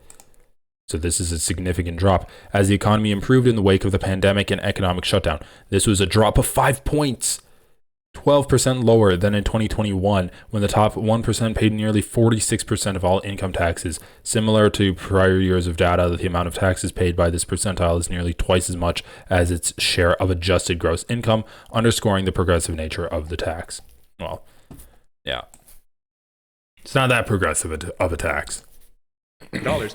And you have a Federal Reserve System that's doing quantitative easing and pumping stimulus into the economy, you can attribute that to left-wing policy. The entire Federal Reserve System is Keynesian economics. Those are very left-wing. Well, I can tell you this: inflation went up in Western European countries the same rates that had it did. Stimulus. That had stimulus. No, they didn't have the same level of stimulus that we did. No, they did. They absolutely did. They You can look at Japan. I hear this topic all the time from the Democrats. They say, "Oh, inflation was global." Not true. China never went above 3% inflation during all of COVID, and they were actually they were under deflationary pressures. Japan, which is part of the G7, was also never had deflationary pressures. They never had inflation increase. The only countries that had I'm inflation talking in increase, Western Europe, you Like could what see country? inflation. Well, you could England, Germany, they Italy. stimulated. They didn't stimulate as much as we did. It wasn't monetary inflation. If you look at the cost of goods. In a study of advanced economies, the inflation rate at least doubled from early 2020 to early 2022 in 37 and 44 countries. In 16 countries, the inflation rate quadrupled. And logistics got screwed up because of COVID. So let's look at the reason. All international trade, because we're the world reserve currency, is done in U.S. dollars. Because we experience domestic inflation was high. So you're saying our inflation caused higher inflation in Europe? Absolutely, because that's not what economists say. Well, you can look at the facts. International trade is we have dollar-denominated international trade. All international trade is that's why we're the world reserve currency. You guys claim that the U.S. recovered faster than anybody else. It's like, well, it did. It's because we have a privilege of being the world reserve currency, and we export our inflation. Like the strength. We export our inflation. Yeah, and let me explain that the U.S. dollar is the most safe asset in the world. In times of great crisis and great volatility, like COVID crisis, everybody turns to the dollar. Sure. Many currencies are tied to the dollar. So it's like when you the euro is not tied to the dollar. The euro is not, but international trade. So if the euro actually crashed against the dollar during COVID, the euro used to be above the dollar. I'm unclear what your point. My point is that the inflation is caused by left-wing policies, and so inflation was caused by, you're saying, supply shock and pumping trillions of dollars. Well, into the economy. first of all, you understand that the Federal Reserve is not part of Biden. Didn't have control of the Federal Reserve. Absolutely not, but the entire Federal Reserve System is left-wing in economic theory. That's the Keynesian economics. It's interventionist economics. So you're saying that the more you quantitative easing, the more you stimulate. Yeah. Why didn't we get it through QE? We do get it through Why QE. didn't we get inflation during the Obama years? We did get inflation. We didn't get the wealth gap that you guys attribute. We absolutely did. What numbers of inflation did we get during the Obama years that were outside of like the 2% sort of Fed target? I don't think it was as high as COVID. COVID hit us. No, it wasn't even remotely right, close. But when we look at the effects of compounding inflation, QE 1, 2, and 3 all happened during the Obama years. If your theory was correct, we would have had rampant inflation. In fact, Glenn Beck was talking about how we were going to turn into Weimar Germany, and none of that happened. Here's the factors you're none missing. of it. Here's the factors you're missing. So if you look at what's happening in Western Europe, well, no, listen. We didn't close down the economy. The Biden administration closed down the economy. I understand. No, that was not the entire world. Excuse me. The Biden administration. Yes, they forced mask mandates. They supported Democrats. Wait. They supported Democrat Do you states. not remember who was president in the first year of COVID? Yeah, it was Trump. I'm not saying Trump had a role in this, but I'm saying. Well, wait a second. By the time in 2021, the economy was opening back up. Yes, the economy. All of what you're talking about. No thanks to the Democrats. Well, okay, the Democrats wanted to keep it closed. Okay, you can talk about hypothetically what the Democrats. Yeah, I mean, I love how he says that it's left-wing policies that caused a shock to the supply chain because there were so many left-wingers in power in 2020. I mean, it's literally Donald Trump who, he shut down the borders. He famously shut down the borders to try to keep COVID from spreading. And it's not the global pandemic that caused millions of people to die around the world. It's not that. It's left-wing policies. Democrats want Wearing masks caused inflation. We can look at their mandates. We can look at them closing down. The economy closed down in 2020, March of 2020. Well, okay, sure. Donald Trump was president. Pause. You've been voted out by the majority. Please return to your seat.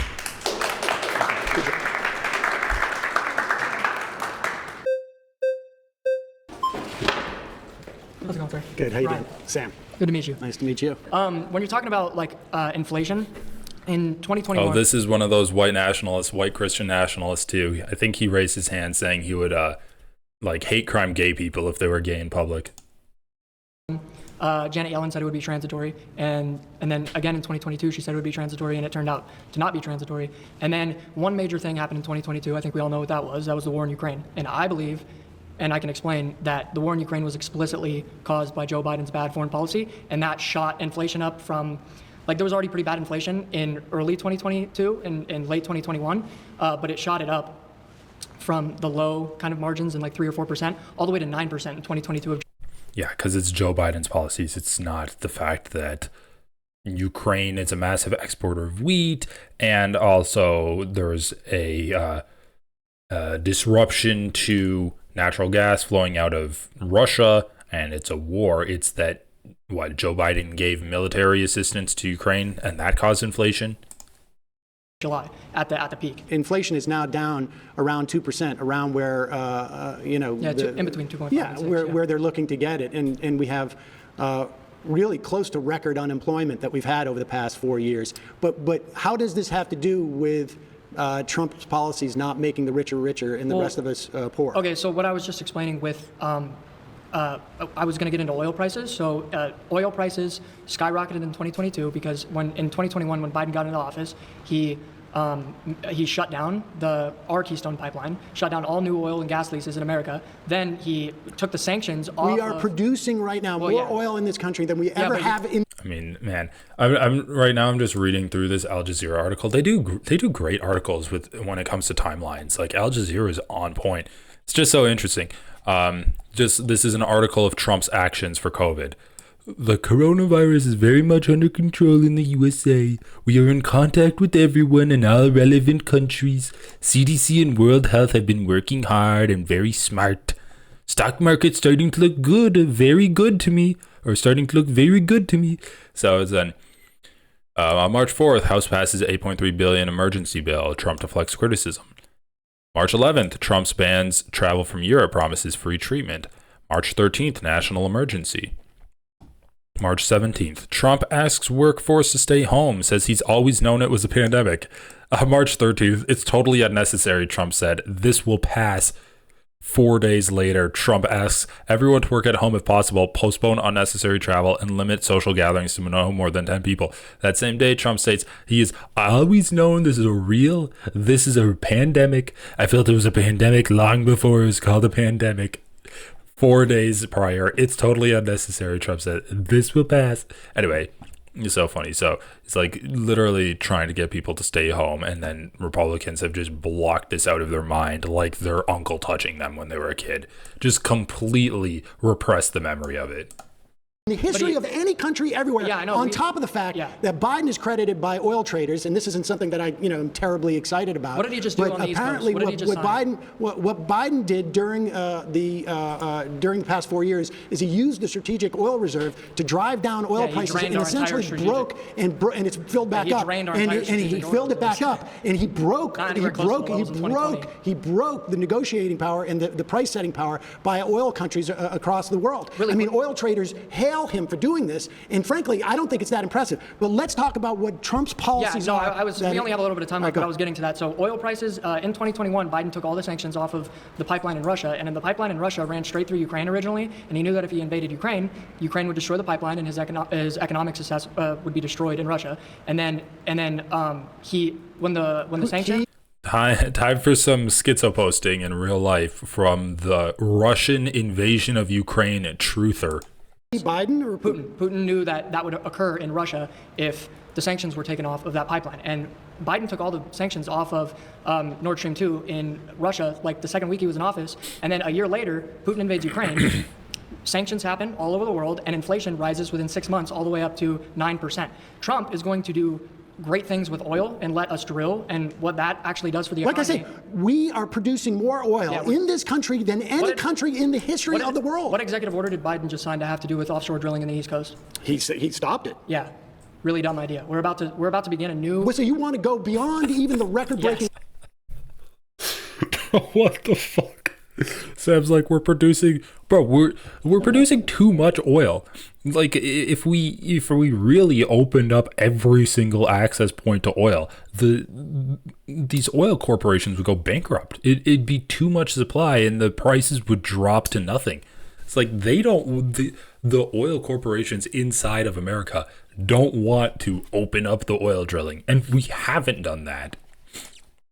Yes, I Are want to you become aware energy of independent, climate? and that lowers inflation. We're going to which sell makes the this oil. economy better. We don't use the oil. We sell we're gonna- it. yeah, we sell getting it. money in the We pockets of American sell it. citizens. We sell it. Well, how is that oil getting to the pocket of American citizens? Because when you lower the prices of oil, that lowers the prices of No, all I products. understand. I understand the you inflationary transport prices effect of energy. But the fact of the matter is, they're just going to sell it.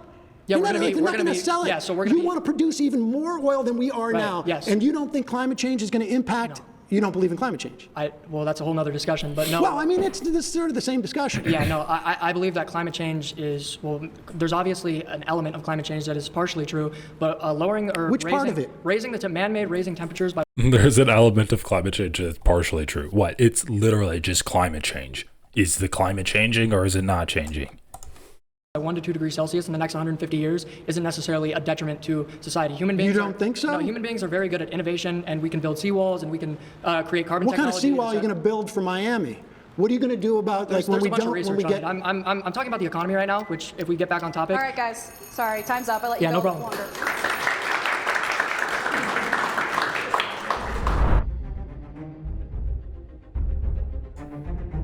Sam will now choose a conservative to debate for 10 minutes on a claim of their choosing. Oh man, who's he going to choose? Let's guess. Probably going to be someone that he talked to. This was kind of a disappointing debate. Like, not a lot of people talked. They were pretty content to just like let each other talk, and the same people went up multiple times. I choose Ben because he let me lecture him about Social Security. My claim is that abortion is immoral and should not be legal. Yeah, I disagree because largely because I think the primary rights that we have under a society should belong to the person, and I don't believe a fetus is a person. Okay, okay, so that's very interesting. You don't believe the fetus is a person. When do you think that it gains personhood, in your opinion? Would you agree it's a human life, at least? Yeah, I guess you could say that. I mean, yes, I think largely, I think that claim is largely like, it's not relevant to the way that I think about it. I think about it in terms of personhood. I mean, I think life exists all around us, and not human. Well, I mean, human life, but not like there's Right. not human life in a tree. Correct? Right, correct. Okay. Once again, this is just like edgy Christian debate bro online stuff. So of course, this is what they're going to want to debate. So it's human life. It's human life. But it's not a person? It's not a person. At which point does it gain personhood and gain the value of being a human? Well, I think it becomes a person when it's born. Why? So 5 seconds prior, it's not born yet, not person. 5 seconds after exits the birth canal, person. Is there a magical quality to the birth canal? What is that? The person becomes separate from the host that has been that it's been growing inside. Okay, so would you assign that to other human beings that are attached to things? Like, for instance, if I'm attached to a machine, am I a machine now? Am I part of that machine, or am I still a human life? That's the opposite of what he was saying. That's the opposite of what he's saying, man. And listen, this is going to be a conversation where it comes down to just kind of norms and mores in the country, and that's not always the best thing to base stuff off of. But in their circumstance, when we're talking about abortion, you're talking about the sacrificing of the rights of the mother in order to maintain the rights of this theoretical fetus within her, like the theoretical rights of this person that's within the mother. And at the end of the day, every single human being that's alive and understands what a pregnancy is will side with the mother. Even conservatives that talk about their friends, quote unquote friends, that have gotten abortions, talk about it in a different context than they would a murder of someone who's alive and autonomous and walking around and speaking. They say, I feel so bad for my friends who have been forced to undergo an abortion. And it's just our culture right now, it doesn't show that abortion's murder. So I feel just so bad for them. They've gone through so much. That's the kind of language that even conservatives use to talk about women that have gotten abortions. Even conservatives don't actually think that fetuses are real people that have the same rights as everyone else. And if we're talking about an arbitrary line, you can say like the first semester or the first trimester of pregnancy, because, and I'm not saying like after that line, but if you ever find yourself in a conversation, let's see, survival rates, trimester of pregnancy. But if you ever find yourself in a, like at the end of the day, I think that women should, like the decision of abortion should be between a woman and her doctor, because that is the only people that need to weigh in on whether someone should have an abortion or not. Now, health outcomes. Some infants are born before 24 weeks gestation and do survive, but these infants have a very high chance of severe long-term health problems. About 40% of these pre-EMIs will suffer long-term health complications because they were born prematurely. That's not what I was looking at. Pregnancies. I think it's like miscarriage rate in first trimester.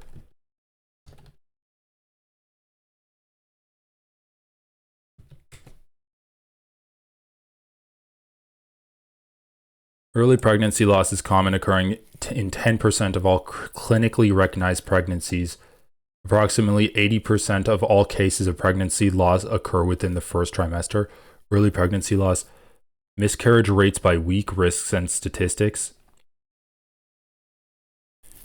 Yeah, but anyway, like there's a extremely high likelihood of a pregnancy, even if a woman does become pregnant. And these are clinically recognized pregnancies. There are there's thousands of times when a woman will become pregnant and then her body will abort, like just naturally abort the pregnancy, or just some other miscarriage will occur and she will lose a pregnancy without even realizing that she's pregnant in the first place. It is an insane claim to say that we must recognize that every single pregnancy is a unique human life that must have the same standards of legal protections and human rights that we prescribe to everyone else, like people that are actually born. Like that's just the end of the day. Pregnancy is a very messy thing, and abortion is a natural part of pregnancy. There are natural abortions, there are unnatural abortions. Abortion is a natural and necessary part of pregnancy, and acting like it is murder is psychopathic, and it is simply a way to further subjugate women. That's all that it is. There is no standard in like evolution to support the idea that abortion is unnatural. There's no standard in society to support the idea that abortion's unnatural, and there's no standard even in like moral logic that these Christians will try to employ to say that abortion is unnatural and evil, because it is the most natural thing. It is simply a part of life. And I think that it is the epitome of patriarchal control to try to ban abortion, to try to legislate abortion, and to try to say that if women miscarry or if any kind of defect happens with their child, then they must be held accountable because it is something that they did. It is really like dehumanizing women and relegating them to second-class citizens. And it is also not caring at all about the health of women, because we know that when abortion is made illegal, women have pregnancy complications, and a lot of times they need to have medically induced abortions to try to save their life. Like that's a necessary step to save the lives of the mothers. And saying that you want to ban abortion and make it illegal is, once again, it's patriarchal, it's controlling, it's relegating women to second-class citizens, and it's endangering women's lives. That's the end of the discussion. Like I have no interest in talking about this magical line, whether a fetus is a human or not. It's like, okay, dude, yeah, if we have magical technology, then women aren't going to want to be pregnant anyway. Then every child can be born in a vat, and who cares? right? Like if we're talking about these magical hypotheticals, then we can just have magic technology where it's like Death Stranding and everyone carries a baby in a tank on them. And then the father can have the baby for a week and then it goes back to the mother. That's not the world we live in. I just need support in order to stay alive. If you've never been born and you're growing in, let's say, a test tube, for instance, then yes, I would argue you're not a person yet. Okay, so then, but it's not really the disconnected part. It's the being born part. Well, being born means being disconnected from your mother. Okay, so you're specifically aligning having the quality of being birthed as what makes someone a person. Person within the context of our society and civilization. So just in our society, you wouldn't say that objectively that's a person. You would say that we just decide that it's a person because it's a birth. Yeah, rights we give to persons. Yeah, that's ridiculous. No one is objectively a person. Personhood and value of life, that's a quality that we ascribe to people. That's not something inherent within you. Like, if a meteor lands on you, they're not going to care about your personhood. It's just a natural phenomenon happening. The only reason we care about personhood is because we care about it. Like, it's a society, and we recognize that, oh, this isn't an effigy made out of straw and steel that I can just, like, beat up. This is a real breathing, eating, shitting, loving human being like me, and I'm going to treat it in a way that I want to be treated because that's how societies are formed. So I guess that's an interesting kind of definition of what human life and specifically personhood is. Well, no, I'm conceding. It's not really an interesting definition of personhood. That's kind of the most basic definition you can come up with. That it's human life, but that you're not a person until you're born, and you do not have the same rights that we would give. Look, we have rights about cruelty to animals, for instance, right? But they're not persons within the context of our society. I'm not saying that they are, but specifically, it seems like you're just kind of saying, oh, it's a person when it's born, but you're not actually providing any consistent reason for that. You're just saying it just is a person. I'm saying that on some level, there's a certain amount of arbitrariness as to when we give rights. One could say, do you say it's at conception? Sure, yeah. So IVF, in other words, would have to be illegal under your principle because. I mean, I'm not sure that I would agree with IVF in that case. It really depends on the particulars in that case, but I believe. Well, what do you mean the particulars in that? Well, so for instance, at conception, you would still be a human life, but that doesn't necessarily mean that the fertilized egg attaches to the uterine wall. So is it human life for you, or what? It's human life, yeah. Okay, so human life should be protected. Yes. Okay, so IVF. Yeah, I would say that. So IVF should be illegal under your rubric. No. So they're human lives, correct? The IVF is when the egg and the sperm in that and then they're supplanted. Yes. Is it when is it human life? As soon as it has unique human DNA, that's a human life. Okay, so it's a new human, correct? Now in the IVF process, there's stuff that gets thrown out. Yes. You would consider that murder. I'm not even defending IVF or going against it. I'm specifically saying abortion. That was my claim, right? I'm not going to argue IVF. But isn't that abortion under your principle? I would say if you get rid of human life after conception, I don't think that's moral. I'm not going to argue the IVF particulars because that's not what my claim was, right? When we're talking about laws, right? Because you want to outlaw abortion. Yes. Correct? Okay. When we're talking about laws, it's not just morality when we form public policy around and create laws. Not just, but it should be moral, correct? Well, I mean, I think your definition of what constitutes moral and mine are different. For instance, I would prefer, in a perfect world, not to have abortion on demand until, up until birth, right? Sure. In a perfect world. However, we know in practice that when you start to restrict things, like say, only in the threat of life to the woman, let's say, that's the only way we're going to allow abortions, right? When you start to have these exceptions, they're in practice, they don't work. Because when your life is in jeopardy and you come into a hospital, the doctor doesn't see a bulb that shows up above you and say, your life is in jeopardy. It's always a subjective assessment. And what does life in jeopardy, hold on, what does life in jeopardy mean? Does it mean a 30% chance of death? Does it mean a 50%, a 70%, or 20%? That's why we now have women who are dying, because doctors are afraid to perform abortions on them. That's true. Are you referencing, just because some doctors misread plain text doesn't mean. Bro, what the hell? He's really going to argue that women are, once again, if you really cared about abortion, you would say, even if women die, okay, this is the perfect example of what I'm talking about, where conservatives will say, all zygotes are human beings. All blastocysts are human beings. As soon as the sperm touches the egg, that's a human being. It's a life. It should be cared for just like I would care for you, just like you would care for me. I mean, which is ridiculous because conservatives don't give a fuck about human life at all. They care about like their in-group, and they will advocate for fetuses because it's a group they can advocate for, which doesn't annoy them. It's like as soon as they're born, they don't give a shit about them, and they'll actually try to cut like SNAP programs which feed children. They'll actually rail against welfare programs that cut child poverty in half. But as long as they're fetuses and they can use them to control other minority groups like black people, where they always say the black population has so many abortions, we need to start targeting the black population more. Or women be shopping, women be aborting, right guys?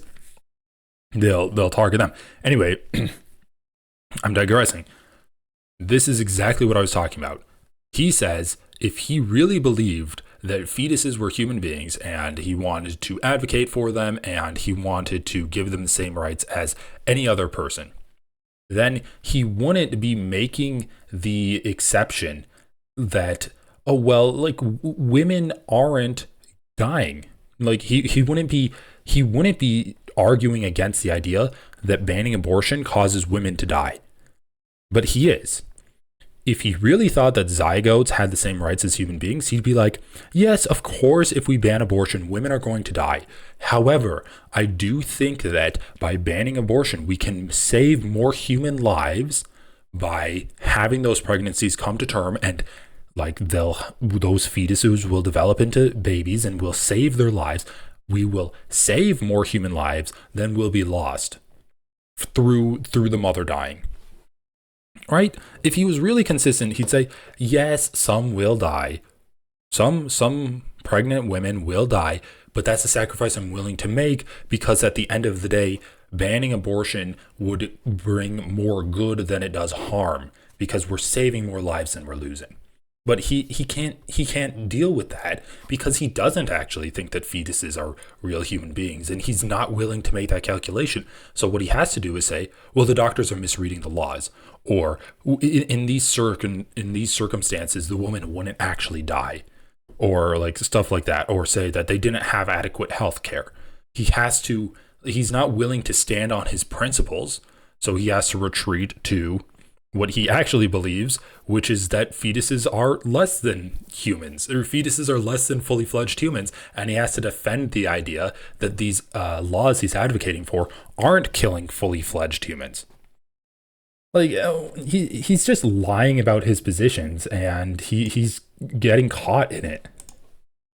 That it's when you all of a sudden that life is less valuable, more valuable. No, it means that. All right, what did he say? Why we now have women who are dying because doctors are afraid to perform abortions on them. That's true. Are you referencing just because some doctors misread plain text doesn't mean that it's when all of a sudden that life is less valuable or more valuable? No. It means that you are subjecting the woman to more risk, and it's impossible. These exceptions are they're canards.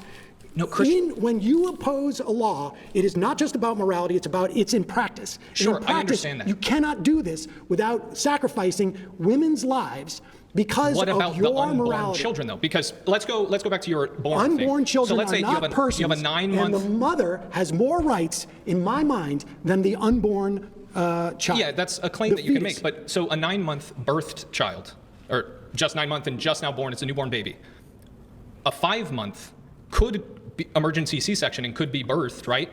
Let's say they don't do that. What's the difference between the arbitrary choice of taking that child out of the womb at 6 months or 5 months? Why don't we take all children out of 5 months? What I'm saying is that the personhood just because of birth runs into a problem where it starts to say, all right, guys, well... I hate to do it, but I got to do it. I'm sorry, that's time. Okay. I'm glad I was here. It was interesting. I know my questions were more sort of policy oriented, I think, than maybe folks anticipated here, and I was a little bit surprised that there wasn't many people here who could address the policies. They were very, very sure of themselves as to why they voted for Trump, but a lot of it was sort of not material in any way. Sam, stop lying. You were not surprised that they couldn't address the policies. I am surprised that it's all younger people, though. Like, once again, Jubilee is very self-selecting, and it goes after like a certain group of people. Like, there was really no one there Sam's age. Like, they're all like 10 to 15 years younger than him. I guess, yeah, well, just once again, conservatives are really unwilling to defend anything that they're doing right now. And so that's why you had all of these, like, philosophical talking points, which, once again, I'm not really surprised by. There was stuff that conservatives were saying today that I fundamentally disagreed with my entire heart, but at the end of the day, we're still part of the conservative movement. So I think there are people that I disagreed with, there are people that I completely did agree with, but the cool thing about this new conservative movement and the people here today is it's people from all different walks of life sharing their perspective. I don't think Sam had any, like, at least when I was speaking to him, I don't think Sam really had great responses because the reality is not on his side. I don't think socialism works. I think social programs can be good up to a certain extent, but we are very socialist as a nation. And bro, what the fuck are you talking? We're very socialist as a nation. Unionization. What is happening? Like, even 5 years ago in 2020, when Trump sent out stimulus checks, it was a more socialist nation than it is right now. I mean, Donald Trump is literally like gutting the National Labor Relations Board. He's gutting the Consumer Financial Protection Bureau. They're stopping what the NLRB was doing to try to, or they're stopping what the Fed was doing to try to break up mergers from happening, like giant tech mergers from happening. Underneath Biden's administration was trying to stop that. Donald Trump is firing the people that are trying to stop that.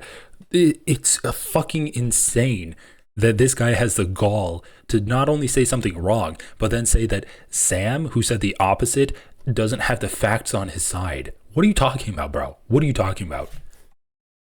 yeah, I mean, I'll just say it again. Socialism does not work. Sorry. Wish it did. I think debate is healthy. I mean, it's so funny. It's like, you think this is a socialist country, but it's not working. Well, Donald Trump's the president. He was also the president 4 years ago. So are you saying in 4 years, Biden made it a socialist country? Bro, this guy boggles my mind. And I think it helps viewers sort of clarify why certain people support certain things, and it gives an opportunity, I think, to both have fun and drama and maybe learn some stuff. So that's always a good thing.